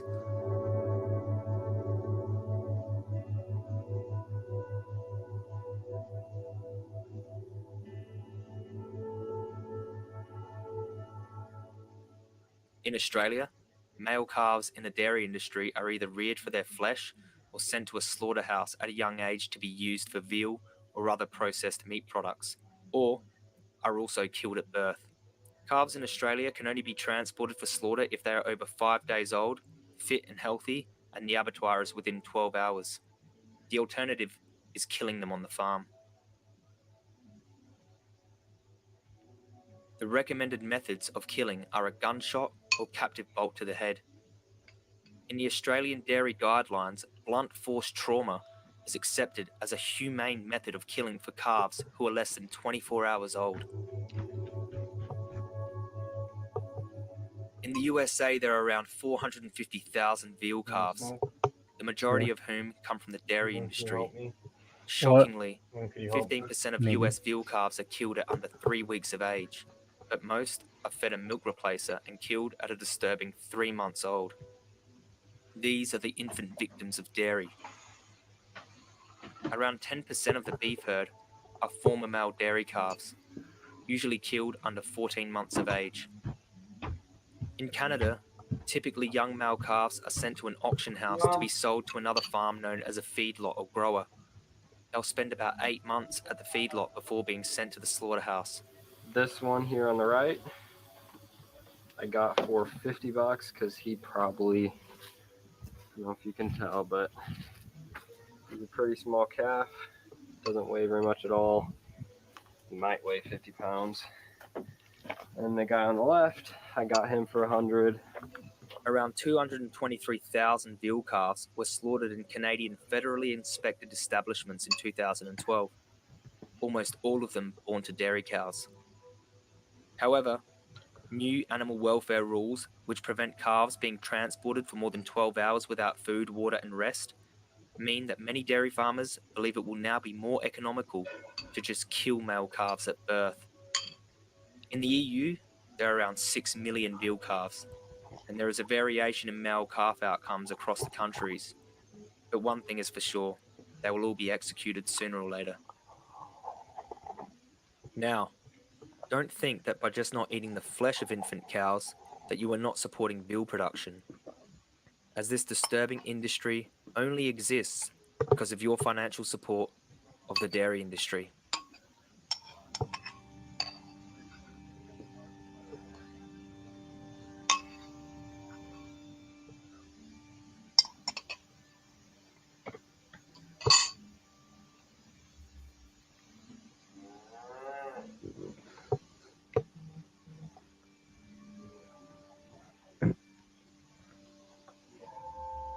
So here we are on a farm in the UK here, and I want to show you something that is a product of the dairy industry. Absolutely disgraceful. Come along, have a look at this.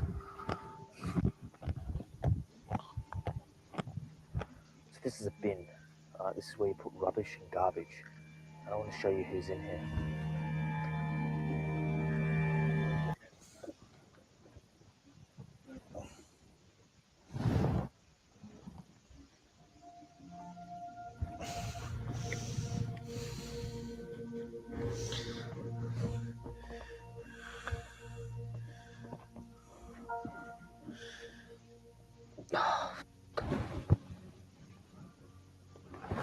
Look at this.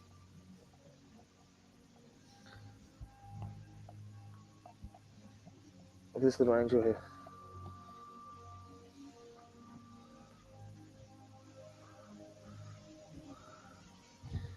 This baby here, chucked in the bin like a piece of garbage. This beautiful angel. Thrown in the back here, that's probably, you know, sibling. You're on the clock?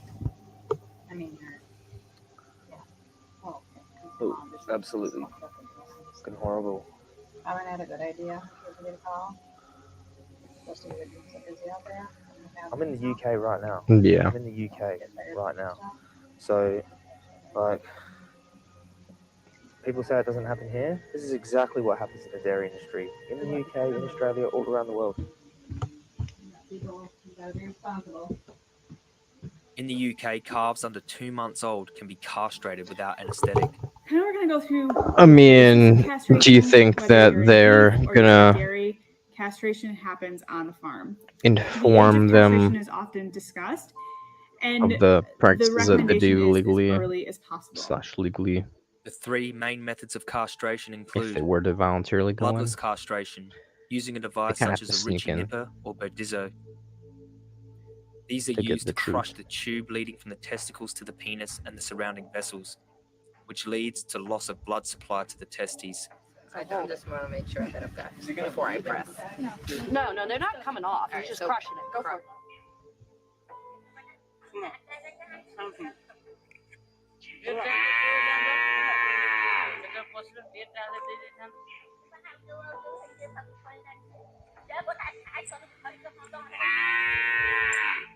Another method is surgical castration. With the scalpel, I actually end up just cutting off the bottom of the scrotum. Okay. With the Newberry knife, you end up cutting a slit down both sides of it. The scrotum is cut open to reveal the testes, which are then sliced off or torn out. Then I feel for each testicle and push it toward the cut end of the scrotum and grab it and pull it. It's important to tear the cord as I'm doing because cutting it results in a sharp, open cord, and in the end, you have more bleeding.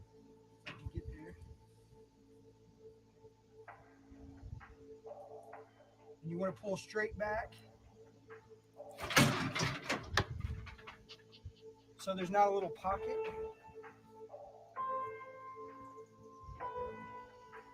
No, that's not the best cut. I barely got it. Let me try that again.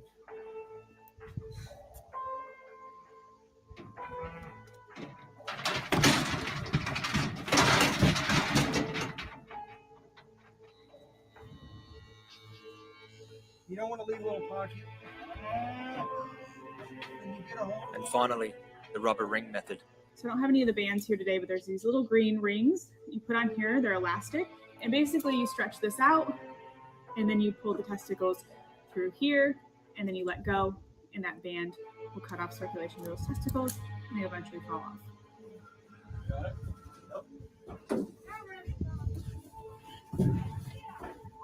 The industry can use a rubber ring or other devices which restrict blood flow to the scrotum without anesthetic within the first week of life.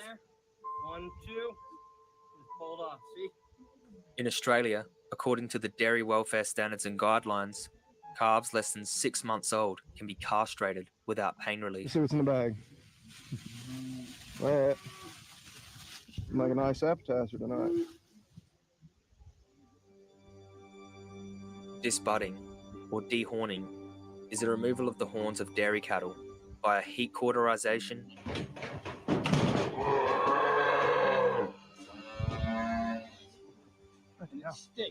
Yeah. chemical cauterization, or removal of horns with various cutting tools.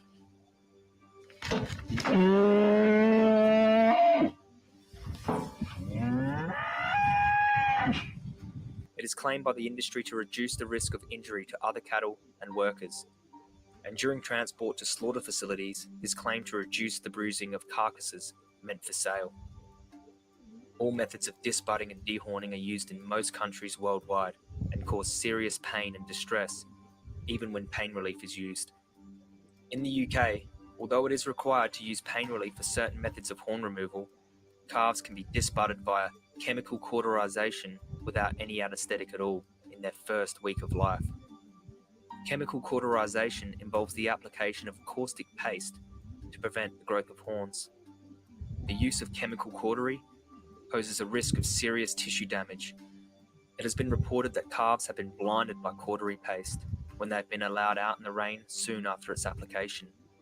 In Australia, according to Dairy Australia Welfare Standards and Guidelines, calves less than 6 months old can be dehorned without pain relief. Guidelines in the USA suggest disbudding or dehorning should be performed by 8 weeks of age. Dehorning is considered a more painful procedure with a longer healing time. Calves are usually restrained for this procedure. In the EU, destruction of the horn-producing area of calves 4 weeks of age is permitted by chemical or heat cauterization. No anesthetic is required. In almost all cattle farms in the UK, cows are kept in housing for at least some of the year or are raised in intensive farms. Around 10% of dairy cows do not have access to pasture, and many are denied access to the outdoors for their entire lives. In the USA, standard room at feeding troughs is 24 inches per cow, while cows naturally prefer to space themselves 12 feet apart. Recommendations for stool dimensions for a 1,200 to 1,500 pound lactating cow are 45 to 48 inches wide and 8 to 8.5 feet long, designed to prevent them turning around. Persistent lameness is an issue due to poor quality flooring and tracks and poorly designed cubicles. Over 50% of dairy cows suffer from crippling lameness, and some cows are forced to wear chains called hobbles for months at a time to limit movement. There have been many exposés which show the callous and cruel treatment of dairy cows and their calves all across the world. These sentient, feeling creatures are treated as objects used as milk slaves, and seen as nothing more than money machines. They have been documented being beaten, abused, and sexually interfered with, even outside the disturbing AI procedure.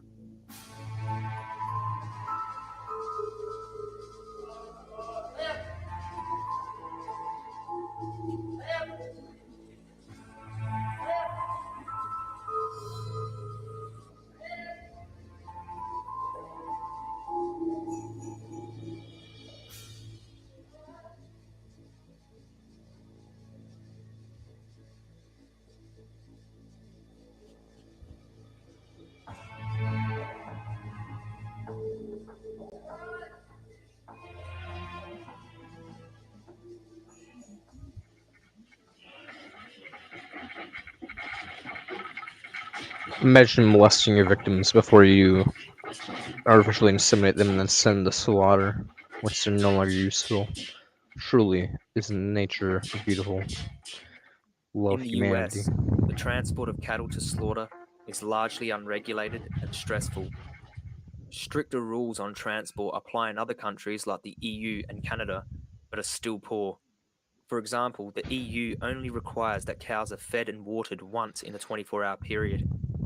In Canada, cows are transported extremely long distances to slaughter, most at around 280 kilometers. Dairy cows who are no longer profitable are sent to slaughter because of lower milk yield due to age, infertility, or mastitis. The sale of their flesh helps to subsidize dairy farms. Many of these cows are too emaciated, inadequately muscled, or have health problems, so most of their flesh goes to processed beef products like burgers. Dairy cows are generally sent to be slaughtered after around 4 to 6 years, but their natural lifespan is around 25 years. In the UK, 25% of dairy cows are killed annually, and around 50% of UK beef comes from the exhausted bodies of spent dairy cows. It's very clear that animals, like cows, when faced with the prospect of slaughter, do not want to die and will desperately try to escape.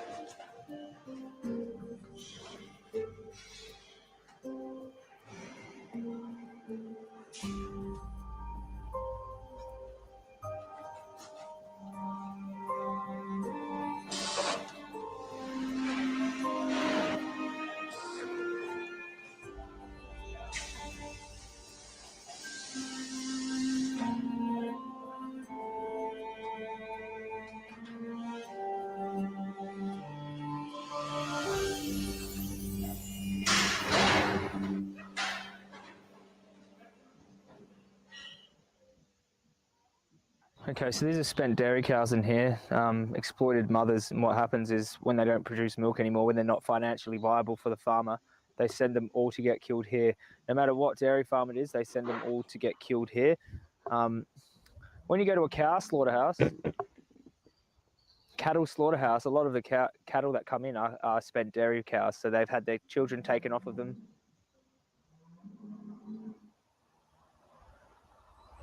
Their whole lives, suffered maternal trauma, and this is what they have to look forward to, a kill floor.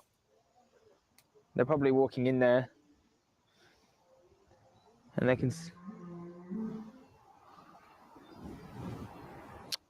poor darlings, they're probably walking in there, can smell the blood, can see body parts of their friends, and it's a horrible place in there. The most common method for slaughter is via captive bolt gun, which shoots a rod into the skull and destroys the brain. We place it on the surface, depress the handle. In this clip from Spain, a young beef steer pleads for his life.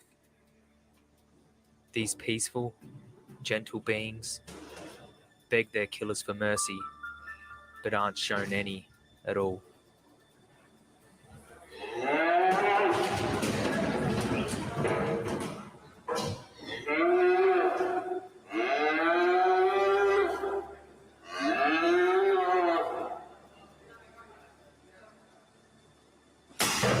Then the throat is slashed open to bleed them out. It is estimated that between 5 and 10% of cattle are not stunned effectively and will have to endure the terrifying experience of either being shot repeatedly in the head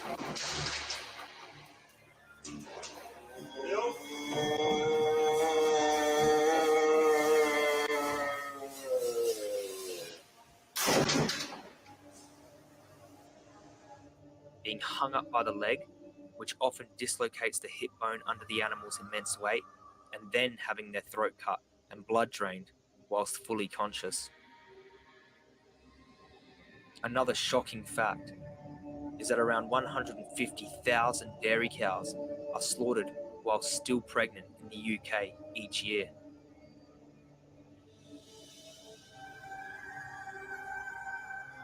In the USA, around 1/3 of dairy cows are removed from dairy herds each year, the majority of whom are culled. In Canada, 250,000 dairy cows are murdered annually. There have been countless documented horror stories in slaughter factories all across the world. These dairy cows have experienced the misery of being repeatedly raped to impregnate them, having their calves stolen from them each year, being mutilated, psychologically and physically abused on farms, and finally, after their bodies are completely worn out and the industry cannot take anything more from them, they will endure the frightening reality of a brutal death. Finally, the dairy industry will take one last thing from them: their life.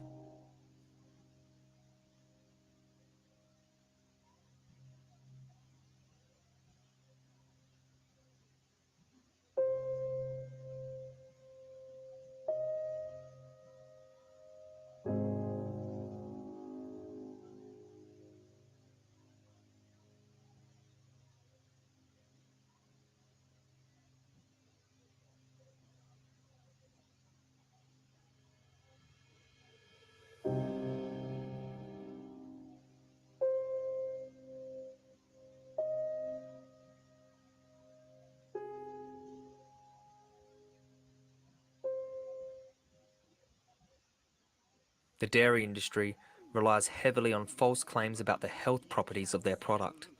Claims like, milk is good for your bones and you need dairy for calcium, are completely unfounded and are really just clever marketing. Them bones need calcium. Them bones need calcium. Them bones need calcium. And hey, that's a natural law. These lies have infiltrated the education system, doctors' offices, and other institutions. Interestingly, the dairy industry fails to mention that dairy products are high in cholesterol and saturated fat, which contribute to heart disease, the #1 killer of human beings. The fact remains, you can be completely healthy and get adequate protein, calcium, and complete nutrition from a whole foods plant-based diet, along with a simple B12 supplement. Some great plant sources of calcium and protein include soy products such as tofu, soy milk, tempeh, and natto, beans, peas and lentils, nuts, seeds, and dark leafy green vegetables. It's very important to state that plant sources of protein are associated with better health outcomes overall compared to dairy sources of protein. In fact, this prospective cohort study, which included over 130,000 participants from the Nurses' Health Study, published in the Journal of the American Medical Association, found that high animal protein intake, including from dairy specifically, was positively associated with cardiovascular mortality, yet high plant protein intake was inversely associated with all-cause and cardiovascular mortality. So in this study, the substitution of plant protein for animal protein, including dairy, was associated with lower mortality. But even if you don't trust the data, there's no case that dairy is better than plant-based diets for overall health. So based on the evidence we have, there's no justification to do what we do to animals for their milk or flesh. Another deeply troubling fact is the sheer amount of land needed to raise animals for their milk and the feeding of tons of food and precious water to dairy cows who have incredibly high energy demands is such an insane and inefficient use of the Earth's finite resources. In fact, a huge study conducted at Oxford University, which looked at almost 40,000 farms in 119 countries, showed that meat and dairy uses a staggering 83% of farmland and produces 60% of agriculture's greenhouse gas emissions, yet provides just 18% of calories and 37% of protein. The research showed that without meat and dairy consumption, global farmland use could be reduced by more than 75% and still feed the world. Joseph Poore, who led the research, concluded from the study that a vegan diet is probably the single biggest way to reduce your impact on planet Earth. Not just greenhouse gases, but global acidification, eutrophication, land use, and water use. So, here we are. You've come this far, but where do you go You from smoke here? it or no? Well, the next step is to boycott all industries that exploit and murder innocent animals. This is much better. You know what you're doing is, like, you're stopping the people to buy something. We want them to buy this. Why? Because this is better for the cows. Stop lining the pockets of animal abusers and instead try the many plant-based milks, yogurts, cheeses, vegan meats, and egg alternatives. Support revolutionary initiatives like Refarmed, whose mission is to convert animal farms into oat milk producers, thereby giving animal farmers another source of income, while at the same time combating the costly impact on the environment and the animals. And finally, take action. Help dispel pervasive myths perpetuated by callous industries like dairy. These industries do not care about you, the earth, or the animals. They care about their bottom line, no matter what the true cost is. So please, share this message far and wide and help educate others so they too can make their own mind up. I think that we've become very disconnected from the natural world, and many of us, what we're guilty of is an egocentric worldview, the belief that we're the center of the universe. We feel entitled to artificially inseminate a cow, and when she gives birth, we steal her baby. Yeah, that guy's a scumbag for doing that. But he's doing that because you want to eat what comes out of her body. You rid yourself of the superstition of human exceptionalism, of the myth of justified torture. Future generations will define you morally by which side of this. I don't really want to unscrew things. Make sure the next generation knows that every glass of milk, every slice of cheese, scoop of ice cream, spoonful of yogurt, and dollop of cream is the product of sexual violation, mutilation, kidnap, misery, and slaughter. This is how easy it almost always is to be vegan. You go to the supermarket, one you always shop at, and you're about to get the cow's milk, and then you go, oh, I'm vegan now, and then you just do this. And you just get different milk, soy, rice, almond. That's it. So easy, man.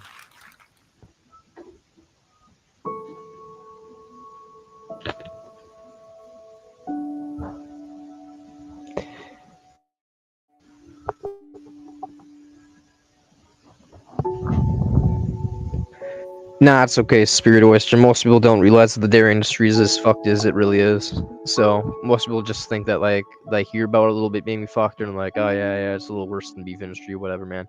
But they don't realize that like no, quite literally, it's like a horror show beyond horror shows. Like you should never support the dairy industry. It's pretty horrible beyond horror.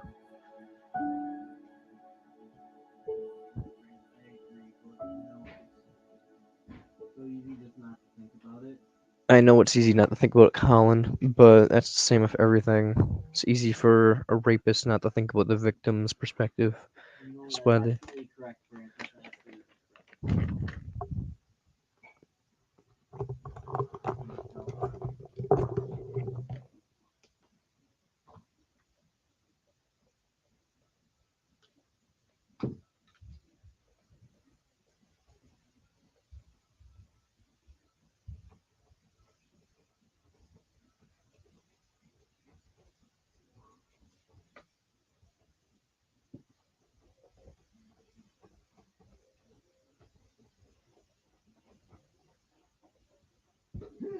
can't reach that one, Brent.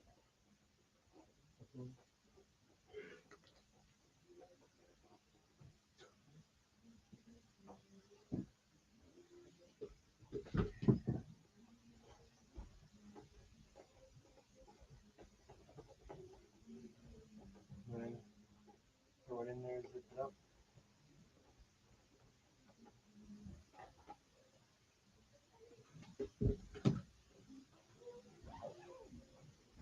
And then we gotta carry it upstairs. You know what? We can make today a vegan documentary day. If you're it's a little bit worn out, understandable, because Milk was a really brutal documentary. Not as brutal as the one I'm about to show you, but Milk is really informative to the dairy industry, so I felt like it was necessary to show. And it's a really short one too. But the documentary called Dominion, now that one's a brutal documentary.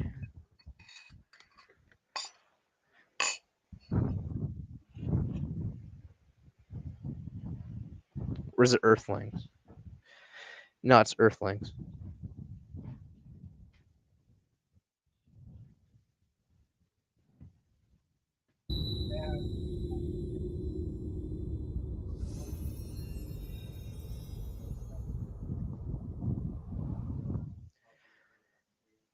We're gonna call this a vegan day. We're just going all in, converting people to veganism today. We're gonna break people's brains, make them be like, shit, what have I been doing my whole life? Just like happened to me. I watched this documentary and then like the next day I went vegan basically. So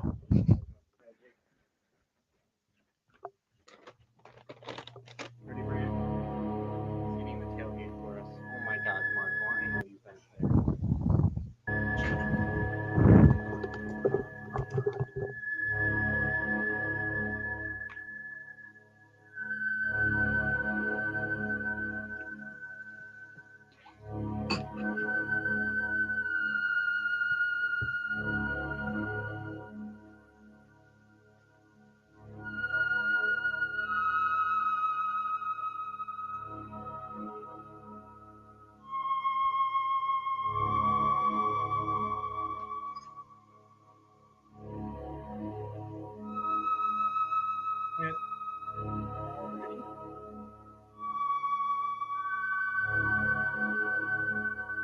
Already feels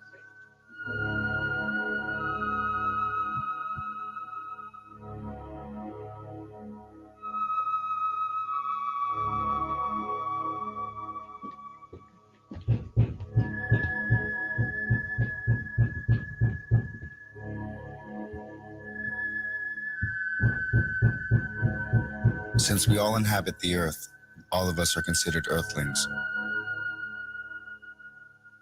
There is no sexism, no racism, or speciesism in the term earthling. It encompasses each and every one of us, warm or cold-blooded, mammal, vertebrate or invertebrate, bird, reptile, amphibian, fish, and human alike. Humans, therefore, being not the only species on the planet, share this world with millions of other living creatures as we all evolve here together. However, it is the human earthling who tends to dominate the earth, oftentimes treating other fellow earthlings and living beings as mere objects. This is what is meant by speciesism.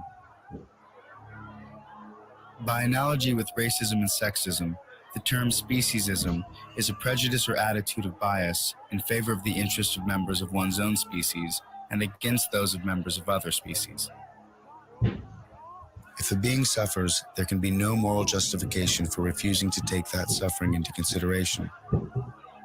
No matter what the nature of the being, the principle of equality requires that one's suffering can be counted equally with the like suffering of any other being.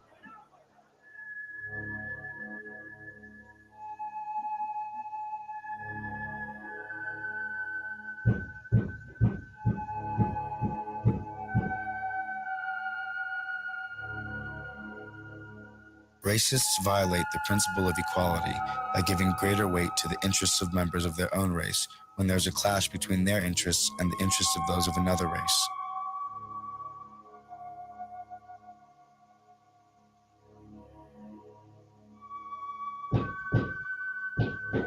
Sexists violate the principle of equality by favoring the interests of their own sex.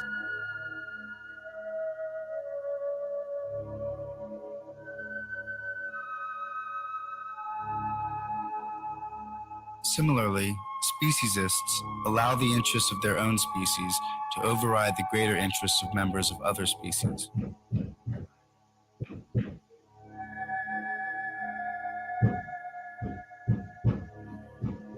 In each case, the pattern is identical.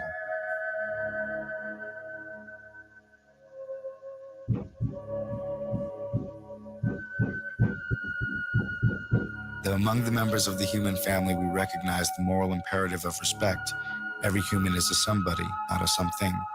Morally disrespectful treatment occurs when those who stand at the power end of a power relationship treat the less powerful as if they were mere objects.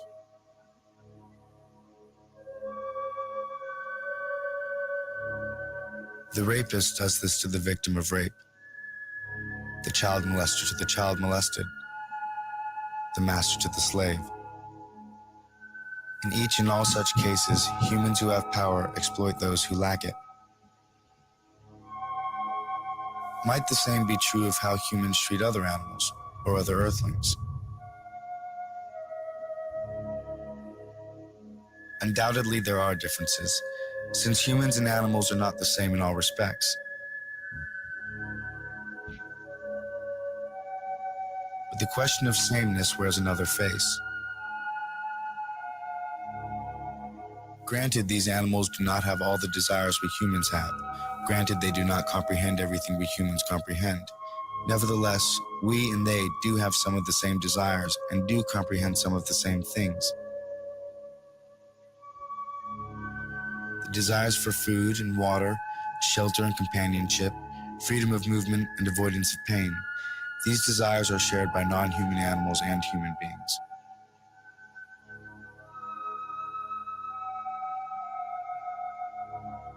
As for comprehension, like humans, many non-human animals understand the world in which they live and move. Otherwise, they could not survive. So beneath the many differences, there is sameness. Like us, these animals embody the mystery and wonder of consciousness. Like us, they are not only in the world, they are aware of it. Like us, they are the psychological centers of a life that is uniquely their own. In these fundamental respects, humans stand on all fours, so to speak, with hogs and cows, chickens and turkeys. What these animals are due from us, how we morally ought to treat them, are questions whose answer begins with the recognition of our psychological kinship with them. So the following film demonstrates in 5 ways just how animals have come to serve mankind, lest we forget.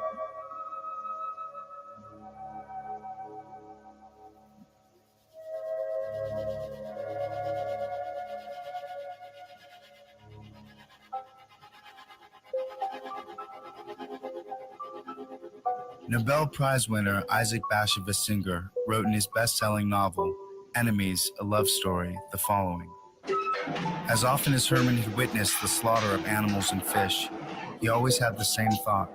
In their behavior toward creatures, all men were Nazis. The smugness with which man could do with other species as he pleased exemplified the most extreme racist theories. The principle that might is right. The comparison here to the Holocaust is both intentional and obvious. One group of living beings anguishes beneath the hands of another. Though some will argue the suffering of animals cannot possibly compare with that of former Jews or slaves, there is in fact a parallel. And for the prisoners and victims of this mass murder, their Holocaust is far from over.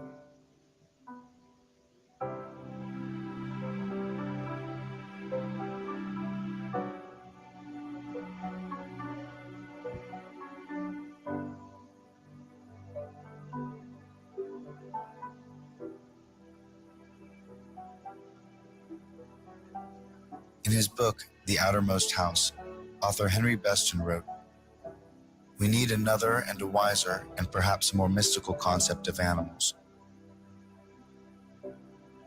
Remote from universal nature and living by complicated artifice, man in civilization surveys the creatures through the glass of his knowledge and sees thereby a feather magnified and the whole image in distortion.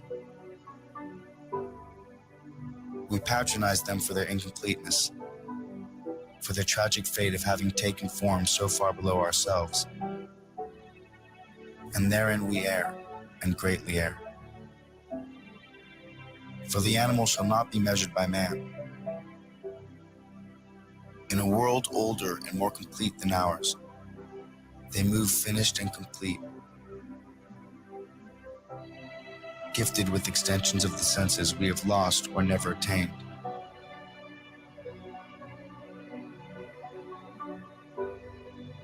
Living by voices we shall never hear.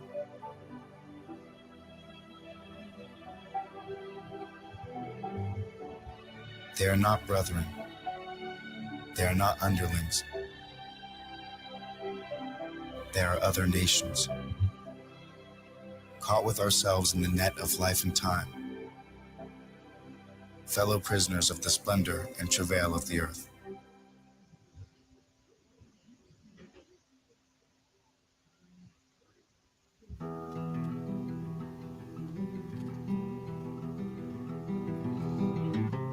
For most of us, our relationship with animals involves the owning of a pet or two. So where do our pets come from? Of course, one of the most obvious ways animals serve man is as companions. For these pets, it starts with a breeder. Though not all breeders are considered professional.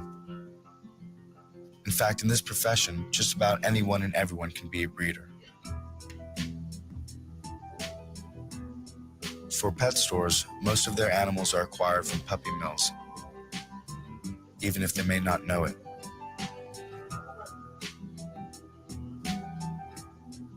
Puppy mills are low-budget commercial enterprises that breed dogs for sale to pet shops and other buyers.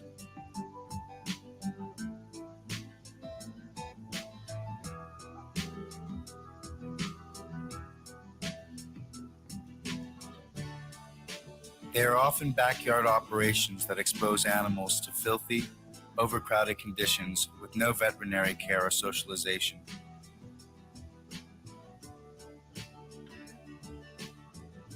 Dogs from puppy mills often exhibit physical and psychological problems as they grow up.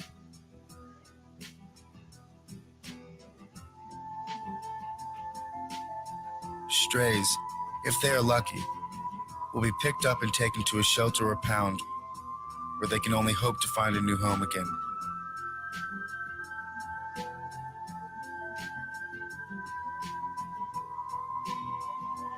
An estimated 25 million animals become homeless every year. And as many as 27% of purebred dogs are among the homeless.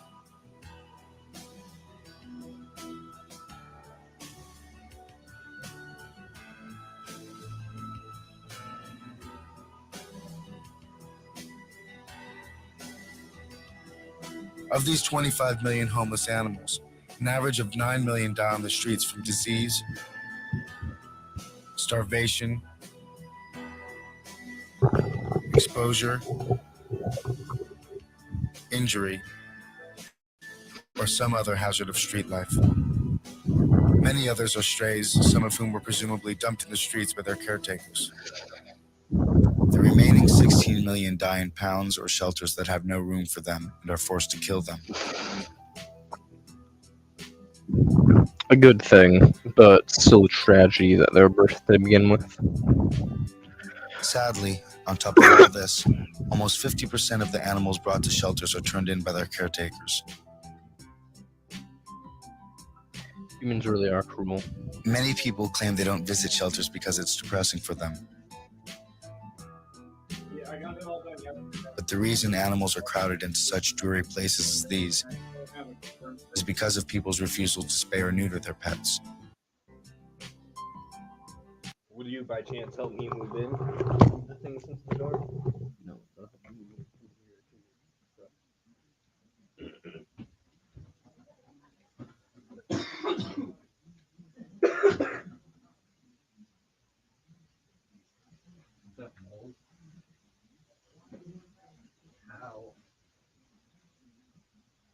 God, tell me how. Brent, you can chill for a bit.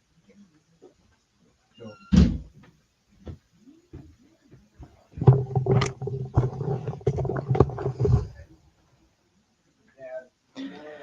Howdy do you? We're watching Earthlings, the documentary. Sadly, on top of all this, almost 50% of the animals brought to shelters are turned in by their caretakers. Many people claim they don't visit shelters because it's depressing for them.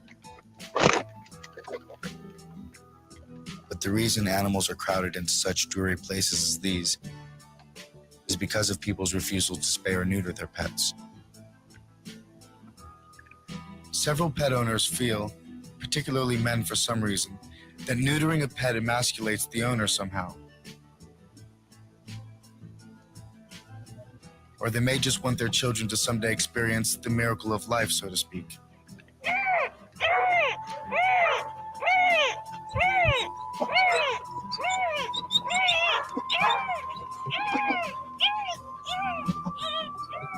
In either case, pet owners like these unknowingly take part in the euthanasia of over 60,000 animals per day.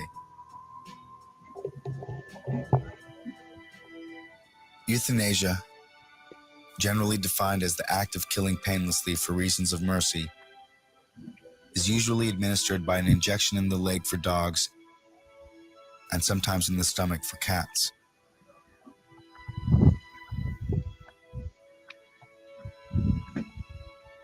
It is a quick and painless procedure for the animals and by far the most humane, but not always the most affordable.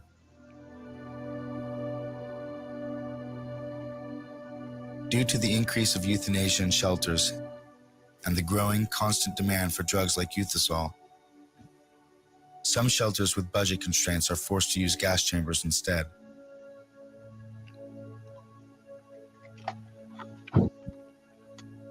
In a gas chamber, animals are packed very tightly and can take as long as 20 minutes to die.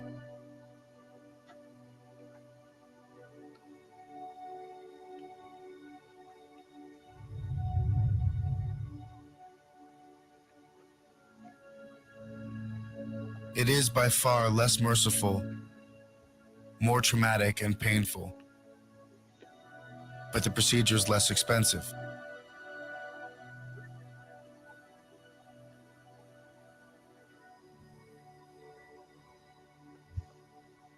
Perhaps some of the tough questions we should ask ourselves about animals that we keep as companions are: can we keep animals as companions and still address their needs? Is our keeping companion animals in their best interest, or are we exploiting them? The answers to these questions may lie in the attitudes of the human caretakers and their abilities to provide suitable environments for companion animals.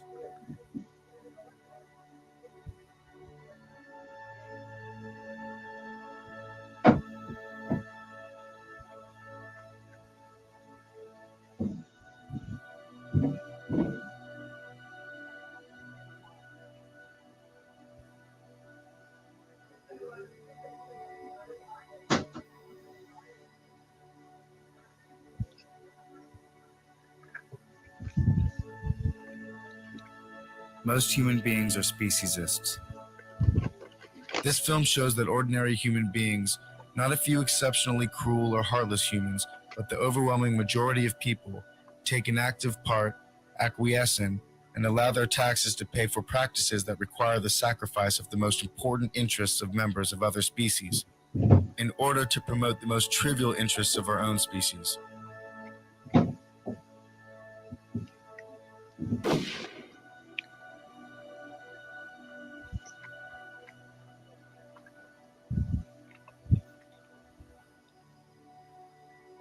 The hope for the animals of tomorrow is to be found in a human culture which learns to feel beyond itself.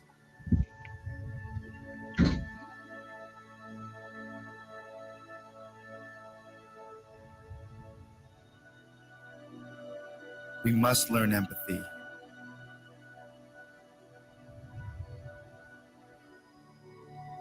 We must learn to see into the eyes of an animal and feel that their life has value because they are alive.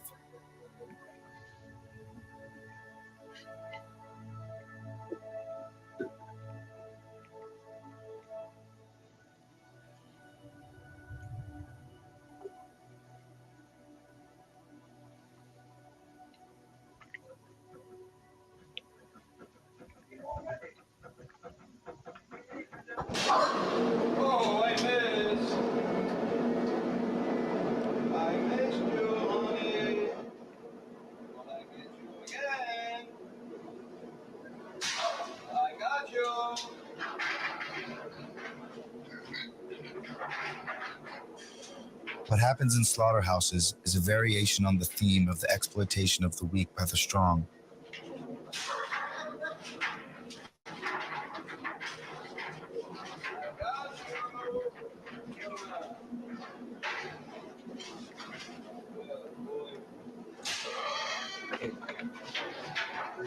More than 10,000 times a minute, in excess of 6 billion times a What? year, just in the United States. Can't hear you. What? Life is literally drained from so-called food animals. Having the greater power, humans decide when these animals will die, where they will die, and how they will die. The interests of these animals themselves play no role whatsoever in the determination of their fate. Killing an animal is in itself a troubling act. It has been said that if we had to kill our own meat, we would all be vegetarians. Certainly very few people ever visit a slaughterhouse, and films of slaughterhouse operations are not popular on television. People might hope that the meat that they buy came from an animal who died without pain, but they don't really want to know about it. Yet those who, by their purchases, require animals to be killed do not deserve to be shielded from this or any other aspect of the production of the meat they buy. So where does our food come from? For those of us living on a meat diet, the process these animals undergo is as follows.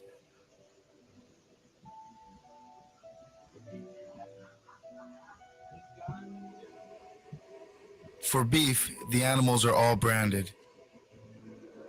In this instance, on the face.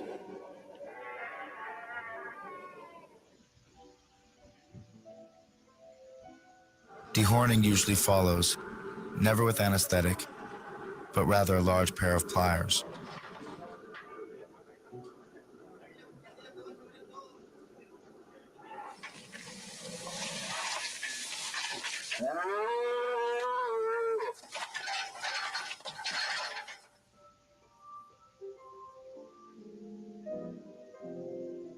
In transportation, animals are packed so tightly into trucks they are practically on top of one another. Heat, freezing temperatures, fatigue, trauma, and health conditions will kill some of these animals en route to the slaughterhouses. Milking cows are kept chained to their stalls all day long, receiving no exercise. Pesticides and antibiotics are also used to increase their milk productivity.